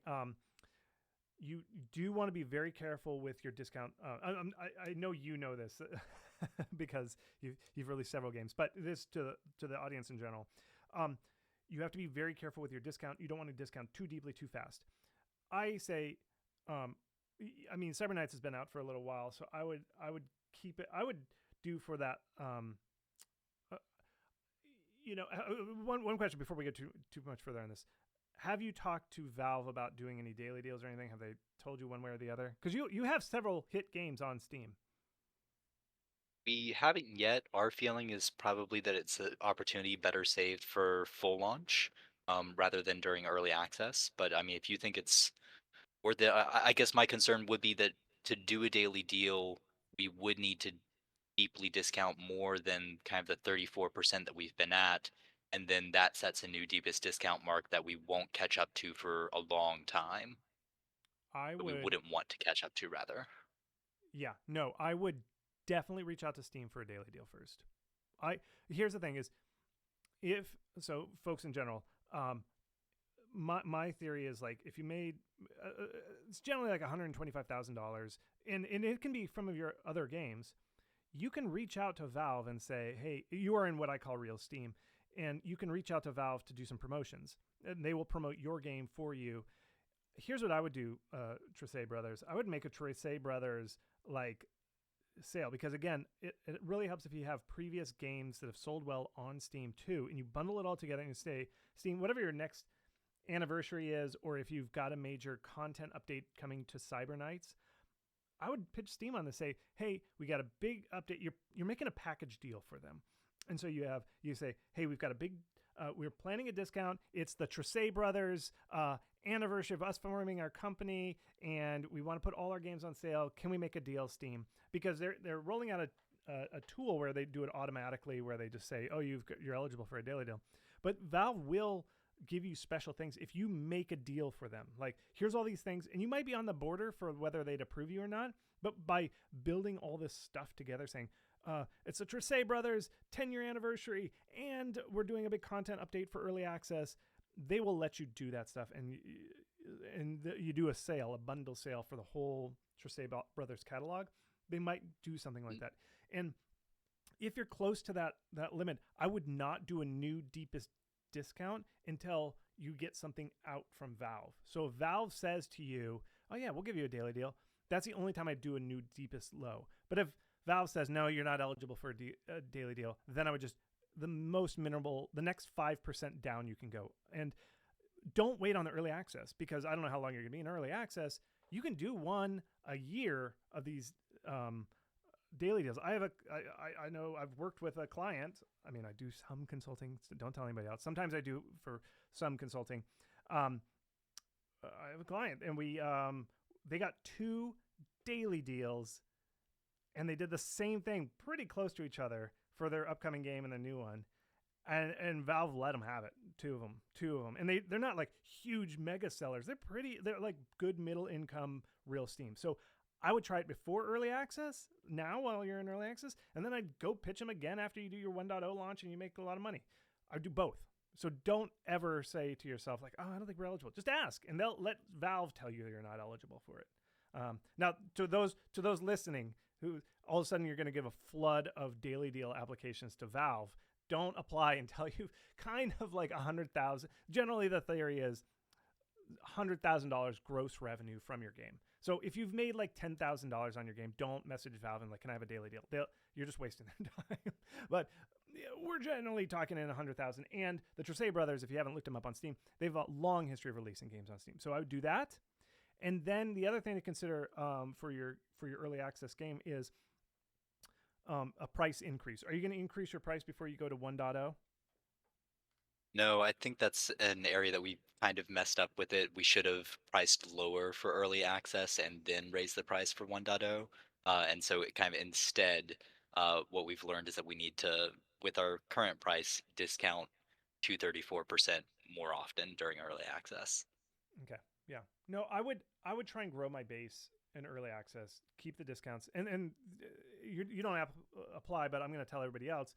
I did some analysis. If you just search early access on my blog, I looked at what do people do with their price change, and I found a majority of games will increase their price by $5 before they go to 1.0.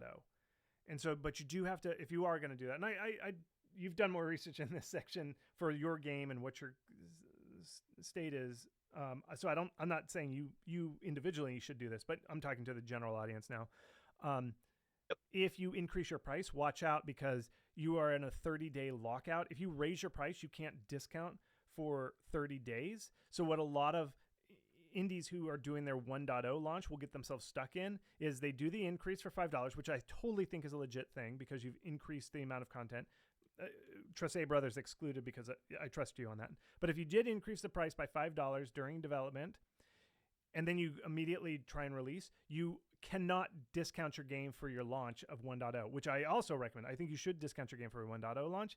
So sometimes indies get themselves stuck in this thing because they forgot about that 30-day lockout. So what I recommend for games in early access is you discount, or if you're going to increase your price like 2 months before your 1.0 launch. So increase your price, wait for that timeout to end, and then do a discount when you launch your game to 1.0. Any other questions? Yes, just one more while I've got, and a lot of the times when I'm asking you questions, Chris, I'm kind of looking forward to whatever answer you have, but in the long term, hoping that maybe it will get some ideas brewing for a blog post. So Okay. just so you know the spirit that this is intended in.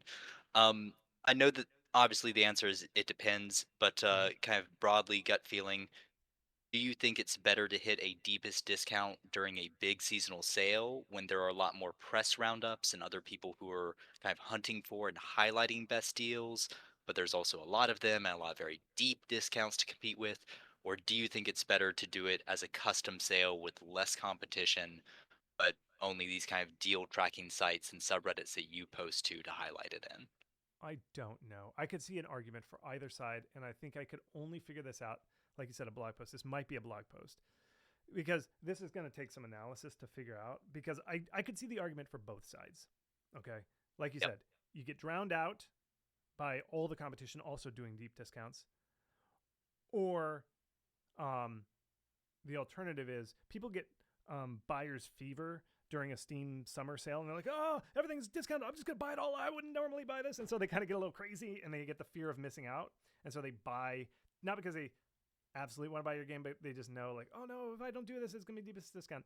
I could see the argument for both sides. And so the only answer to that is I just have to do some sort of, I got to do some deeper analysis to figure that out. So I can't give you an easy answer. But again, I could see, you could argue for me both ways, and I would say, yeah, that's a great point. Thanks so much, Chris. Yep, it's great talking to you. But ultimately, I'm gonna move you back to the audience. To everybody in general, the one thing that he didn't ask was new deepest discount. I always recommend, if you are eligible, you're in the range to get promotion from Valve, and again, that's like your game has to make at least 100,000 gross before you're even barely eligible.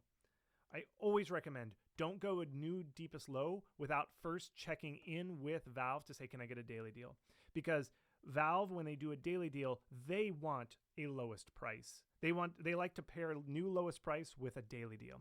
So when you're making your pitch to the daily deal, when you apply for one of these, what you always should say in your pitch is, we're ready to go for a new low, which is, and then you put your percentage. Don't just give away a newest low if you could possibly get a daily deal out of it.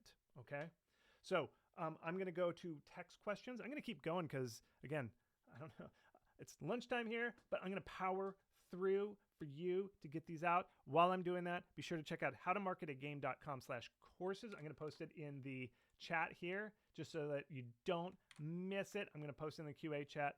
Again, if you buy one of the two masterclasses, Wishlist Visibility or Pitching Masterclass, I will go in after the fact, maybe after I get my car worked on or tested. I will give you for free access to Game Marketing Ideas, a $37 value right now during the sale. And that's my special thank you for showing up, asking great questions.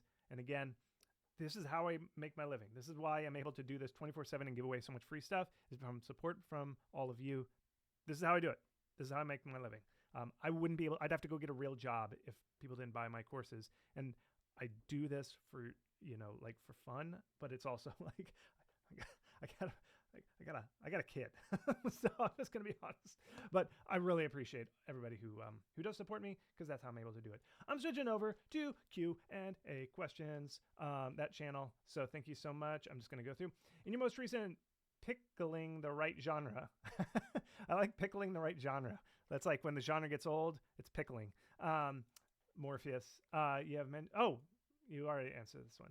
Please, folks, it's fine, Morpheus, but can you talk about knowing? Yeah, so if I answer your question in text, please go back and remove your question. I saw somebody did a strike through. I like that effect. I'm making a small VR game as a first game, a good idea. Is it still underserved market? VR is not underserved. I'm sorry, but VR games on Steam just do not sell. They're not underserved. They're way overserved. Nobody on Steam really likes VR. I don't know why. They just don't like VR games. VR games sell on Quest VR, but not on Steam. I don't know why. It just doesn't. They just do not sell well on Steam. Now, if you're making a small VR game, bracket it, that's fine. If you already started, publish it, learn how Steam works, learn how to publish it, set a definite time stop. Say like, hey, we're going to release it by Christmas. Good on you. That's great to just practice releasing games. But I'm serious, folks. VR games, and people are going to mention, Gorilla Tag. There's always some small exception, but for the most part, VR games just do not sell well on Steam. All right, and the next one from Refractal. I made the mistake of overscoping my first game and putting my Steam page up before the game was polished enough to showcase. The page has been around for 9 months. It's passively picked up a little over 100 wishlists with no promotion. I realize this now, but it is essentially a game over where it's game over where I should polish it up enough to release over the next couple months and move on to the next thing, or can getting a good demo and driving a lot of traffic conversions overcome a slow start like this? Essentially, where should I set my expectations? Okay, here's what I would do. There is no black mark on Steam. So in other words, like if you have a terrible announced to your Steam page and it hasn't been doing anything and you've done no marketing, it doesn't matter. Like it's not a black mark. Here's what I would do. You're at this juncture. You're like, I've overscoped my game. Just put out the demo, okay? Put out the demo, make a trailer, do the typical thing that I talk about in Wishlist and Visibility Masterclass. You can announce your game. You can just say, announcing whatever this announcing broadsword. Nobody knows and cares that you only got 100 wish lists and it happened 5 years ago because you only have 100 wish lists. Nobody has heard about you. So you can just announce your game today. You can just be like, announcing broadsword, and you announce it with a trailer and TikTok, do all that stuff. Try really hard. See if anybody picks up. If nobody does, polish up a demo really fast. It seems like you've been working on this for a while. Cut out all the content enough to make a demo. Again, Game Marketing Ideas teaches you how to make that demo, or we're looking at it. I can't teach you, but I can show you what typical demos look like. publish a demo, see if that gets pick up. If it doesn't, it's your first game. You overscoped it. That's what everybody does. Polish it up, get it out there, and then make your second game. That's just what you do. You learn from your first game. Everybody always makes their dream game from their first game, and then it doesn't sell, and then you work on your real game. And that's what I would recommend. So first, see if it turns out. Try that. Announce your game, do a TikTok run. If that doesn't work, make the demo. If that doesn't work, release it, and then try your next game. Folks, nobody makes money on their first game. I'll just tell you, and you just gotta. This is a game about getting as many games out there as possible. It really is. There's so few developers that have a hit first game. Everybody loves to talk about them. They're like, oh, what about Stardew Valley? Yes, but that's survivorship bias because there's so many games that succeed, and this developer secretly has been working for decades on games, and just nobody noticed them. Anyway, next question. Hitoshi Colorful. I'm working on an action hack and slash Devil May Cry style game, but I'm aiming to mesh it with another genre to stand out, specifically parkour, platforming, vertical movement. Question, how do you mesh two genres and avoid the danger of only appealing to the intersection of the two markets become too niche? How do you mash up games? In general, I don't like it. I don't recommend it. In general, so I did some analysis of what are the top selling games? And I looked at what the top selling games of Steam, the ones that succeeded, and I found that only about 11% of the top selling games were mashups. In general, the games that sell well are new takes on themes. In other words, this game was hot, but it was set in the world of medieval times. I'm going to make it set in sci-fi world. I'm going to set that was more typical. In other words, they just adapted the same game and they just changed, not the genre. They didn't add a second genre. They added a theming change. So if you're looking to spice something up, I say move not with a new genre, but you change the theme, you change some mechanics, not too much in general. I don't think mashing a new genre in actually impresses most people for the most part. I just don't. I don't know. And at this point, it sounds like a design question, and I am not a designer. I've designed games, but I am not. That's not my expertise. So I don't want to give you recommendations, Satoshi. I am sorry, but I don't know. I don't. The big risk with, I keep referencing it, just search mixing genres on my blog. In general, I find it usually causes more harm than good. It's kind of like taking a secondary drug. It usually causes a drug interaction where these two drugs just don't mix and it causes, heart palpitations or something. That's more common than it helping you, I think. And so in general, I don't recommend fixing a game by mixing in a genre. I just don't think that works. Okay. Second question down. Generative AI is controversial to use among artistic community, but how do Steam customers actually react to it, the content, if it's used lazily? Example, Supermarket Simulator used it, but is doing well. Yeah, I think, whether personal thoughts on AI excluded, whatever I think about it doesn't matter. What does the market say? Yeah, Supermarket Simulator used it for their Capsule. I don't know if they used it for otherwhere in the things. It's like you said, the Capsule didn't turn people off. Again, most of your visibility comes because you have a good game in a good genre. I don't think if it's a good game, my theory, I'm not making a moral judgment about this. Don't yell at me. I'm not saying whether this is good or bad. My theory is that if a game is fun to play, but it turns out the art assets were AI generated and they don't look total garbage, my theory is the game will still sell well. That's my theory. Whether that should happen moralistically, whether it's good for the arts or whatnot, that's a separate question.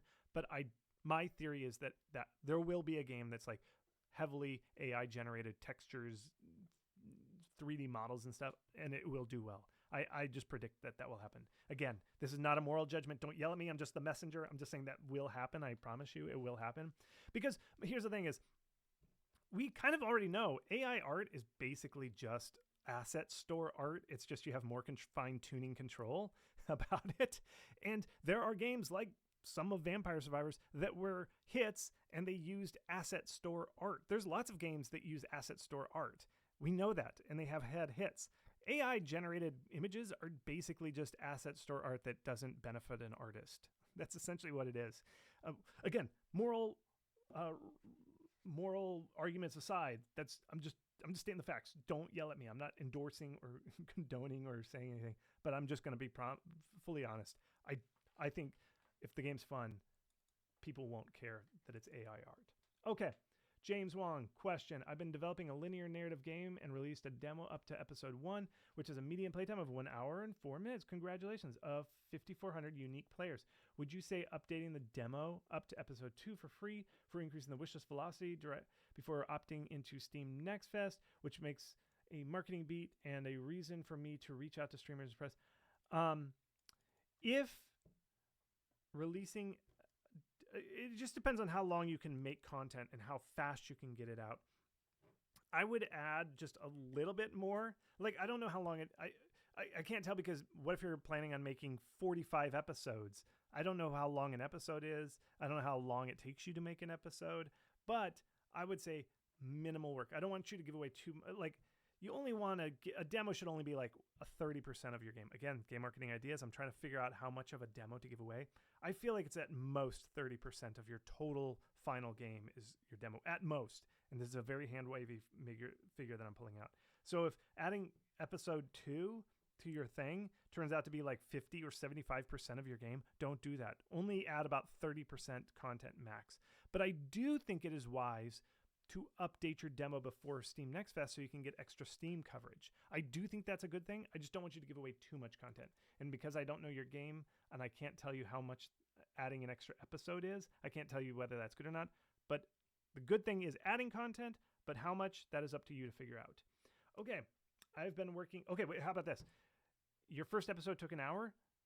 I would say an hour, add an hour and 20 minutes worth of, add 20 minutes of content. I think you should add 20% more content to your demo. So whether that's, whatever that distance is, 20 extra minutes of content, I would do that. Okay. That's my answer. All right. Chago, you already answered that. I'm going to Red Stario question. Any help on how to market an anime theme? Bob, I already did that one. When's best to do a full release for a horror game that's aiming at streamers for Halloween Fest? How soon before the fest date? How would you time the big marketing push for it? Are you talking full release for a horror game? I actually don't think it matters as much. I think you can release a hit horror game any time of the year. People just want horror games. Horror games, the audience for horror games is never ending. They want them all the time. I don't think timing a release for Halloween Fest is that critical. This is just my thought. I think you're more likely to get crowded out because sometimes Halloween Fest takes over the whole Steam page and then you got new and trending, popular upcoming. I don't know your exact moment. I think indies overanalyze their release date. I don't think it matters as much as people think it does. So I would just wait. I wouldn't wait. I would just release it whenever you think is best when it's done. I wouldn't try and do some second order Halloween Fest thing. You would definitely do a discount, save your discount. Like, let's say you released it 2 months ahead and then you do a discount to time with your first big discount to time with Halloween Fest. That could be good. But Halloween Fest doesn't have trending as much as like Steam Next Fest. I don't think they do. So I wouldn't overanalyze that. I release when it's ready and you feel confident about it, because again, horror fans want a horror game all the time. Every day they want a new horror game. Okay. All right. I'm going to go back to the questions. All right. So I'm just looking at who requested. I'm going to go to Devlin, invite you to speak. Devlin, come on up. What is the story? Thank you very much for having me, and thanks for your time, actually, to making this event. You can hear me, yes? Oh, yes, you're great. Go for it. Yeah, What's your question? nice. My question is actually, I'm developing a horror game with a small studio. It's a co-op. And I really need to see what are your thoughts about focusing on the game experience more than the game uniqueness, and how much does that impact on your marketing as a whole? The uniqueness and those, I can't quantify those terms. Can you maybe give me a little bit more context of what you're thinking? Like what's the trend? like What are the you trying to uniqueness in the uniqueness in technology and features, and what does the game stands out, and focuses on the game experience as people just have fun in it, more than just making technologies and features and make uniqueness to this game. Should we focus more on the marketing, on the game experience? Yeah. Yeah, I don't. Here's the thing with with marketing a game and whether it has the magic, it just comes down to a mix of things, and I honestly can't tell you because I don't know. You just try and put out your message as best as possible, and because and this is why I'm struggling because what is a feature? Like co-op is a huge seller for horror games because people love to hang out with their friends and get scared with their friends. Now, is horror a feature that you're marketing? Exactly. Yes. So if I say, the technology features, yes, saying, it's co-op, yes, that matters. And then features, well, what is features? I don't know. It's just making like developing. Here's my thought. Is to answer your question, we're going to debate the semantics of what a feature is versus a technology versus whatever this is. All I can say is, to answer your question is, I think it has to hit people on a gut level where they're like, oh, that sounds so fun. And sometimes that's a combination of technology features. Sometimes it's a mixture of what the monster is and what the setting is. So I can't analyze it, and I can't tell you. Again, this comes back to the thing where somebody comes up to me and they knock on my door and they say, Chris, this is my game. Will this succeed? I don't know. I just have no clue. If I did, I don't know what I would do. I wouldn't be selling courses anymore. I'd say, no, yes, you answered more perfectly than I wanted, actually. Thank you very much. Good. I'm really sorry that I made you a stroke just explaining my question, but you No answered problem. very I understand perfectly. it. Thank you very much. No problem. I'm not trying to get too semantic, and I appreciate your question. It's just that I honestly, folks, I don't know. I honestly can't tell you if a game will do well. All I know is horror fans love horror games, and they want them all the time. And some of the games that I see are horror games that succeed I would have never guessed. And some of the games I would have said, this is a sure bet, don't exist. And the only thing the way you kind of have to figure this out is go in lightly, don't overinvest, share quickly, see if that right combination of monster and technology and setting combine to make people impressed. And if they don't, either cancel the project, don't be afraid to cancel it and move on, or change a little bit. That's the only thing I can recommend, folks, in general. It's too hard to predict. I honestly don't know if a game can succeed, like just based on looking at it or hearing the pitch. All right, Ignas. Welcome. Come on in, Ignas. Hello, Chris.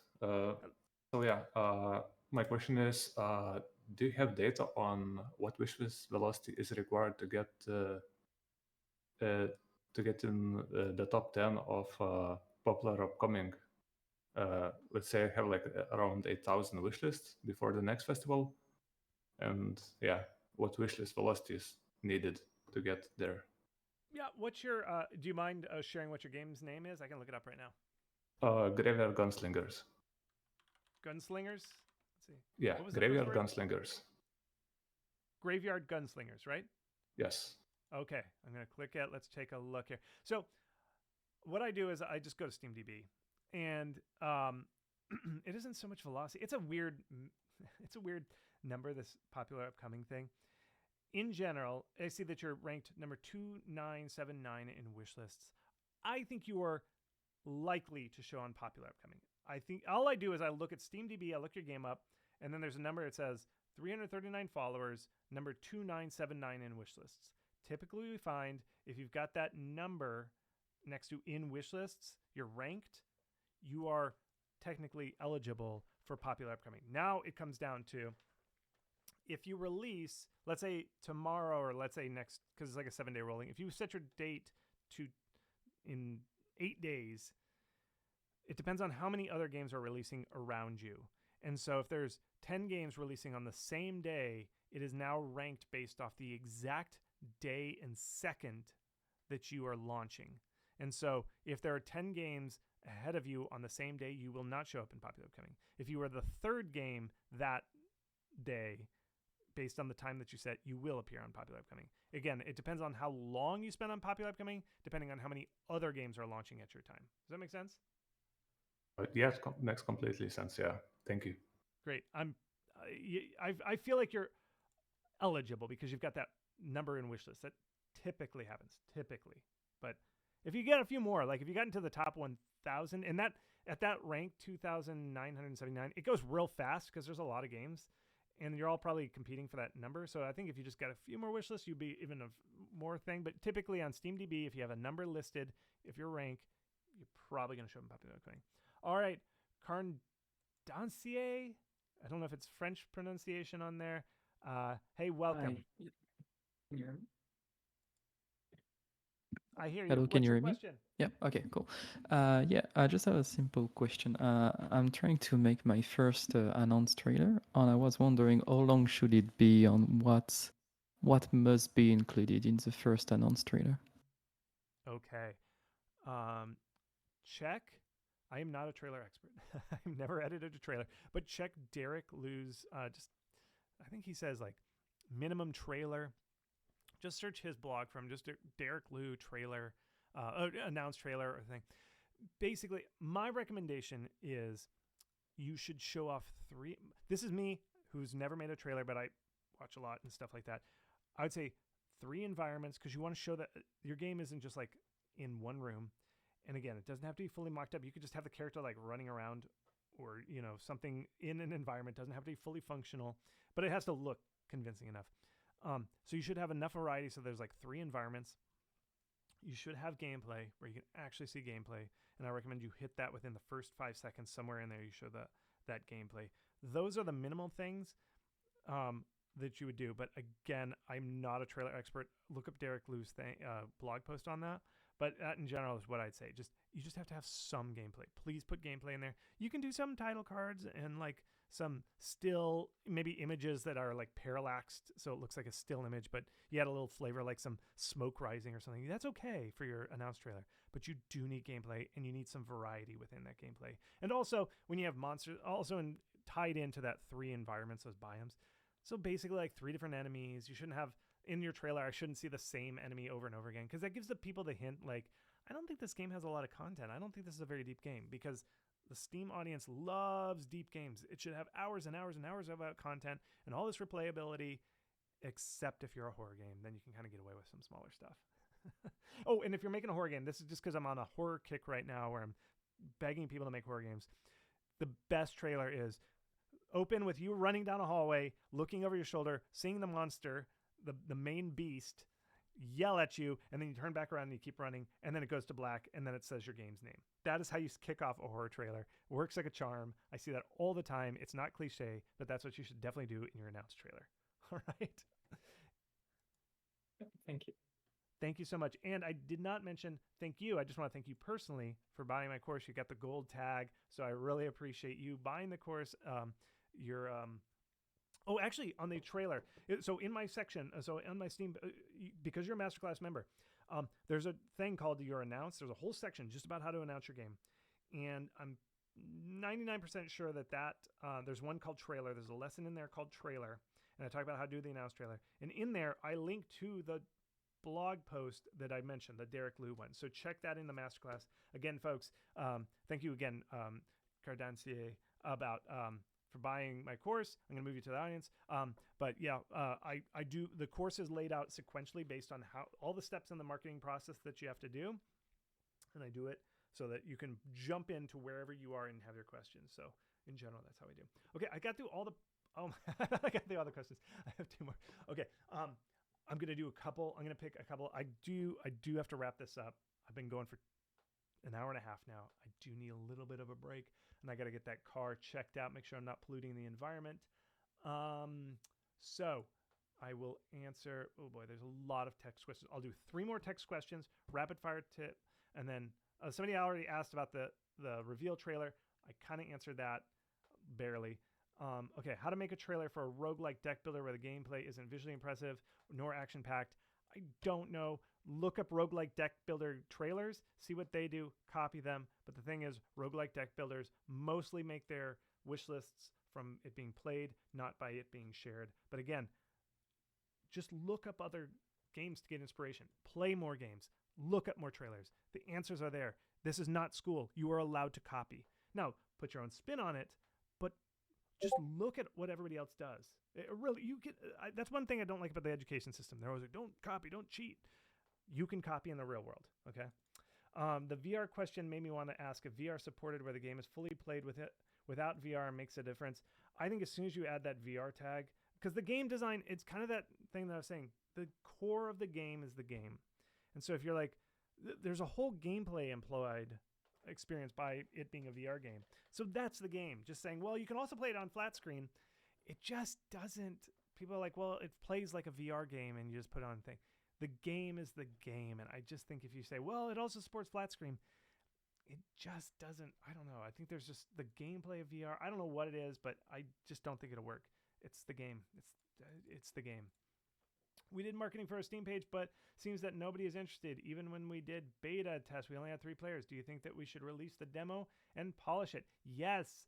Most games, just sharing the game and saying, hey, here's our game. Most games that way do not work. Most games, it takes a demo, streamers, and festivals to really take off. I see it over and over again. You got to get that demo out. That game that I was just talking about, that my new favorite game, Super Fantasy Kingdom, look at their SteamDB chart. If you rewatch this on YouTube, I'm pulling up their Steam page right now. You'll see the graph is flat for how many months?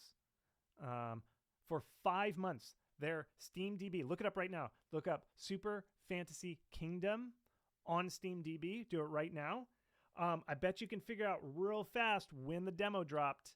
Hint, it happened 5 months after they launched. And you just see the graph is flat, and then it just takes off. That's when they dropped the demo. I looked it up. I knew it because I was like, this game is so fun. When did they take off?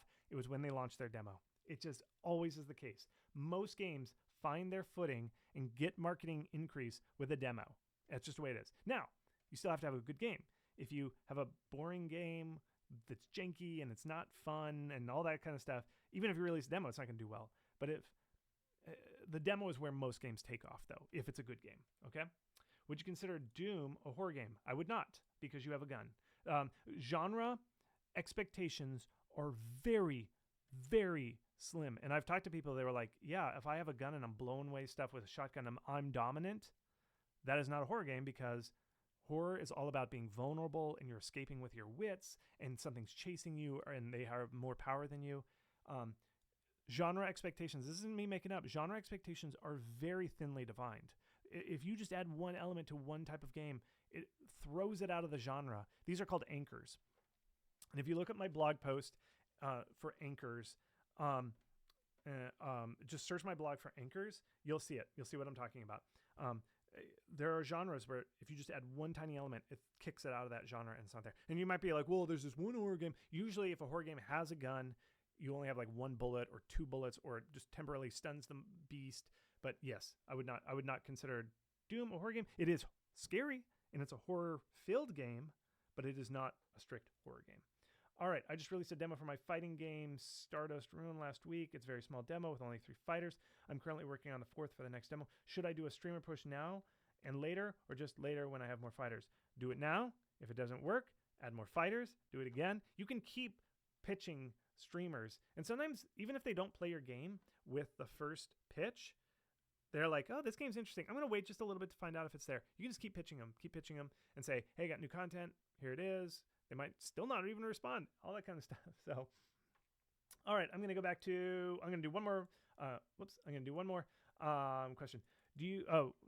Text question. Do you think devlogs are a good way to market your game? If so, where should we write the devlogs? Make it for your mailing list. I think devlogs are very important. You should do them every 3 to 4 weeks. Do it every month. Do what I call instruction book content. Put it out on your Steam page. Do an event there. Do a newsletter. You should be doing a newsletter.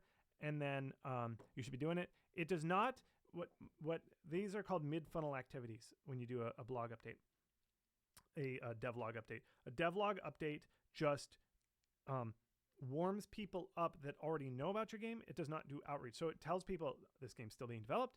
It's still quality. It's still got this cool stuff. And it makes people more excited than they were before. But it does not find new people. I just want you to have those expectations about what a devlog does. Okay, I'm going to answer these 2 questions. Lucas, welcome. Lucas, do you have a question? Hi, Chris. I know you don't have a lot of time, so I'll keep it brief. Okay, so that's good.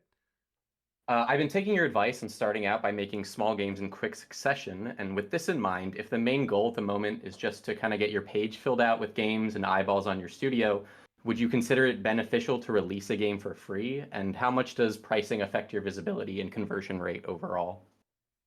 Yeah, great question, and congrats. Welcome to the world of rapid development. Good luck.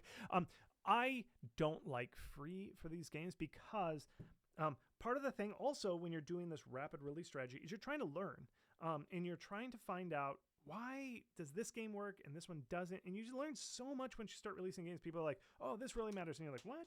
I didn't think it would, but it does. And so when you do a game for free, you don't typically get as much feedback because people are like, if they don't like your game, they're like, oh, it's free. Blech. I'll just close it and delete it. But if it's paid, all of a sudden you have somebody's money and they're like, I gave you this money and I hate your game. Here's why I hate it. They're willing to yell at you and it hurts. It hurts to hear that stuff. And it's kind of like, you got to get a thick skin. But a lot of the advice I find on Steam is actually coming from a place of knowledge. A lot of these gamers play so many games and you'll find out, oh, I put a gun in my horror game. Oh, it's not a real horror game if it has a gun. Oh, I didn't even realize that. But you get that feedback when you release a game that's paid. So you get better feedback when you pay a game. Now, if you are really rapidly releasing a game, hey, maybe if you are doing like one a month or something, or you so rapidly, maybe one of them turns out to be free and you just throw it in the pile as free. I think that's fine. But in general, I think you should do paid games because your feedback's better. And here's another reason is you should always be discounting your game every chance that you can because Steam has a cooldown for how frequently you can discount your game. And when you discount your game, you get more visibility. When you release a free game, you can't discount it, so you don't get that monthly boost of visibility, okay? And so that's why I say you should do paid games. Because also, you never know. One of those games could take off, and if you don't charge, you just lost out on all that money and visibility if one of your quick release games happens to go viral. So I always recommend people charge for their games. Take pride in your work. Do it. You are worth it, Lucas. So how much are you gonna charge? You gonna do it? Yes, sir. Well, thank you very much. Yeah. I really appreciate it. Yeah, take charge. All right. See you. I'm gonna move you to the audience. All right. Thank you for doing it.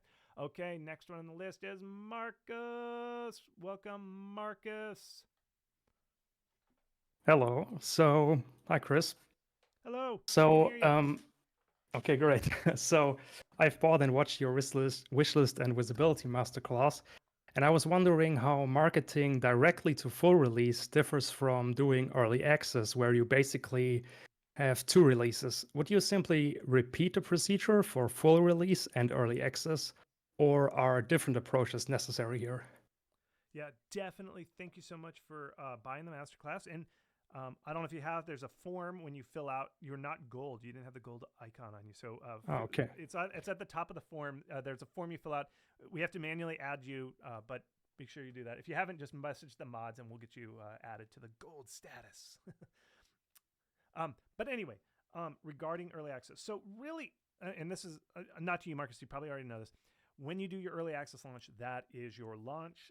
So this is in general. Like as soon as your game's available for sale, you've launched your game. Really, the only difference, there's a slight difference between early access where when you don't get into new and trending. When you do early access, unreleased to early access, you get into popular upcoming, but you do not get into new and trending. And an email goes out to everybody who wishlisted it. And then when you go from early access to 1.0, there's no popular upcoming, but you do get into new and trending. Okay. And so, and another email goes out. So you technically get two emails that go out. However, I don't think those two emails are enough to do early access. In other words, that alone is not enough of a reason to do early access. Because some people say, well, you get like a second visibility boost. It really helped. And so people get kind of smart. They're like, oh, well, I'll just release my game early access and then I'll just a month later do 1.0 and I'll trick the system. It doesn't actually work because when you do early access, the fans who buy on early access expect to be brought into the development process. So you can't just like fake hack it to do that and get into 1.0. the fans don't realize your game. They're like, oh, you just did a fake early access release. You didn't listen to any of our feedback. You didn't do development builds. You didn't push updates. You didn't do all the stuff that is required, that is expected of an early access. So that alone, those mechanics, yeah, you get slight increase in visibility because you get that second email at your launch, but that doesn't matter. The main thing is, Well, oh, go ahead. What's your follow? Do you have a clarifying? yeah, I have kind of a follow-up question because I'm wondering. I'm currently in early access for my game. That's why I'm asking. And I wonder how, usually you look for wish lists if you're not released. And if you're in early access, I already have sales. And I wonder how is this changing how I kind of, when I go into full release and I still have wish lists, how do wish lists, the value of wish lists change if your game is in early access and you can kind of sell your game, but you still have wish lists? I hope you understand what I mean. Yeah. So, well, Steam now looks at your dollars earned, and so so once you go on sale, Steam can use your revenue as the calculator for how much they want to promote your game, because they use wish lists to kind of figure out where they should kind of market, how much visibility they should give you, because wish lists are the next best thing other than dollars. Once you go to sale, the wish lists don't matter as much as the money you've earned. Does that matter? Does that make sense? Does that answer your question? Yeah, but that basically means just any kind of marketing I do is beneficial for release, no matter if I get wish lists or sales or whatever. Correct. Okay, And that I get new it. and trending, it is based, I'm pretty sure, off of like the dollars earned right up to like when you push the release button. So in other words, Yeah. I don't know this number. I don't have enough data for it, but my general gut feel says $8,000 within the first 24 hours is enough to trigger new and trending. I think. Don't quote that super hard. I'm just trying to give you the Okay. ballpark number. But in general, that is my thought. But it doesn't matter if, hey, I made $1 million in early access, and now when I went to 1.0, I didn't make that 8,000. I don't think you'll show up in new and trending. The new and trending is a very big visibility thing, and that only happens based off the initial, once you push the 1.0 button. Does it make sense? Okay, but maybe one last question. Would you say the marketing before early access launch is more important than the marketing you do from early access to full release? It is, and here's why. Okay. I did analysis. I looked at all the Steam games that have released that did both early access to the 1.0 transition, and I looked at the month after they went when they first launched early access to when they first went 1.0, month on both sides. And it is just search early access, you'll find the chart, and it is very, very, very hard to correct if you didn't do well at your early access. I found at best, even if you get 250 reviews within your first month, you have a 30% chance of then getting 1,000 reviews when you buy your 1.0. It's just that the reason the pre-EA matters so much is a lot of factors, both cultural and algorithmic. The algorithm really, once, like I said, the sales, they test you in like discovery queue, and if you don't sell well in the discovery queue, they kind of start hiding you. And if you got popular upcoming and you get a bunch of wish lists, and if you get enough wish lists, you can ask Steam to get in the pop-up. So there's all this stuff queued up for the early access launch. And if you don't hit your numbers, you don't do it, it's really hard to make that up. There's no other like levers that you can really pull after the fact. It's like, that's your game. Now, Steam will say, and any questions, they'll do in those videos that they always talk about, we have no black marks. Yeah, but there's no tools left. There's no black marks. So everybody always quotes Among Us. Oh, Among Us sold well later. True. And there's no black mark where Steam says, oh, well, you didn't sell enough, so we're going to hide you forever. It's just that there's no tools left to get you out of that poor sales hole. Okay? So that's why I say you have to do well at early access. Otherwise, everything else is really, really, really, really hard. Yeah, makes sense. Yeah. Thanks for answering all my questions. No worries. Thank you, Marcus. I'm going to finish. We're going to close out the thing with the Fox Knox, longtime listener, many-time caller, the Fox Knox, knocking again to knock out the call. Fox Knox, knock it out of the park. Okay, on the subject of free to play, do you think there's any value in releasing a game for free to get more eyes on your brand and your other paid games? Or do you think all of the people you get looking for free games are just looking for more free games? And to clarify, I'm not talking about a prologue or a prequel, but a game that is its own thing. Do you think there's any value in this at all, or no? I don't think so. In general, and here's why I say no is, in general, fans don't really cross promote. Like, we're not like musicians. Musicians are like, oh, I loved his early stuff or that kind of thing. They follow musicians, they even follow actors. As much as we wish this were true, and a lot of people think, I don't think people become fans of developers. I think our art form is so hidden behind code and art. They just don't see us as developers. They just do not see us for the most part. And so I don't think a free game would cross promote as well. Now, if you might get a bit of a boost, like if the free game went viral and you had a nice call to action, like a big box that said, go wishlist our next game, maybe, but I really don't think fans follow developers as much as we'd hope. So I don't think it would work. Okay, no, I appreciate it. Thank you. Great question. Thanks, everybody. I gotta go. I gotta run. So again, this is your last call. Like, you got to do it now. So if you do want that free deal where I'm going to give you the free game marketing ideas, you got to buy it now. Either the masterclass for wishlist and visibility or the pitching masterclass where we talk about how to get publishers, how to pitch them, how to get that deal signed. If you buy either one of those, I will go into the system later today. It's going to take me a little while, and add in your class, add in that game marketing ideas. I'm going to do that afterwards.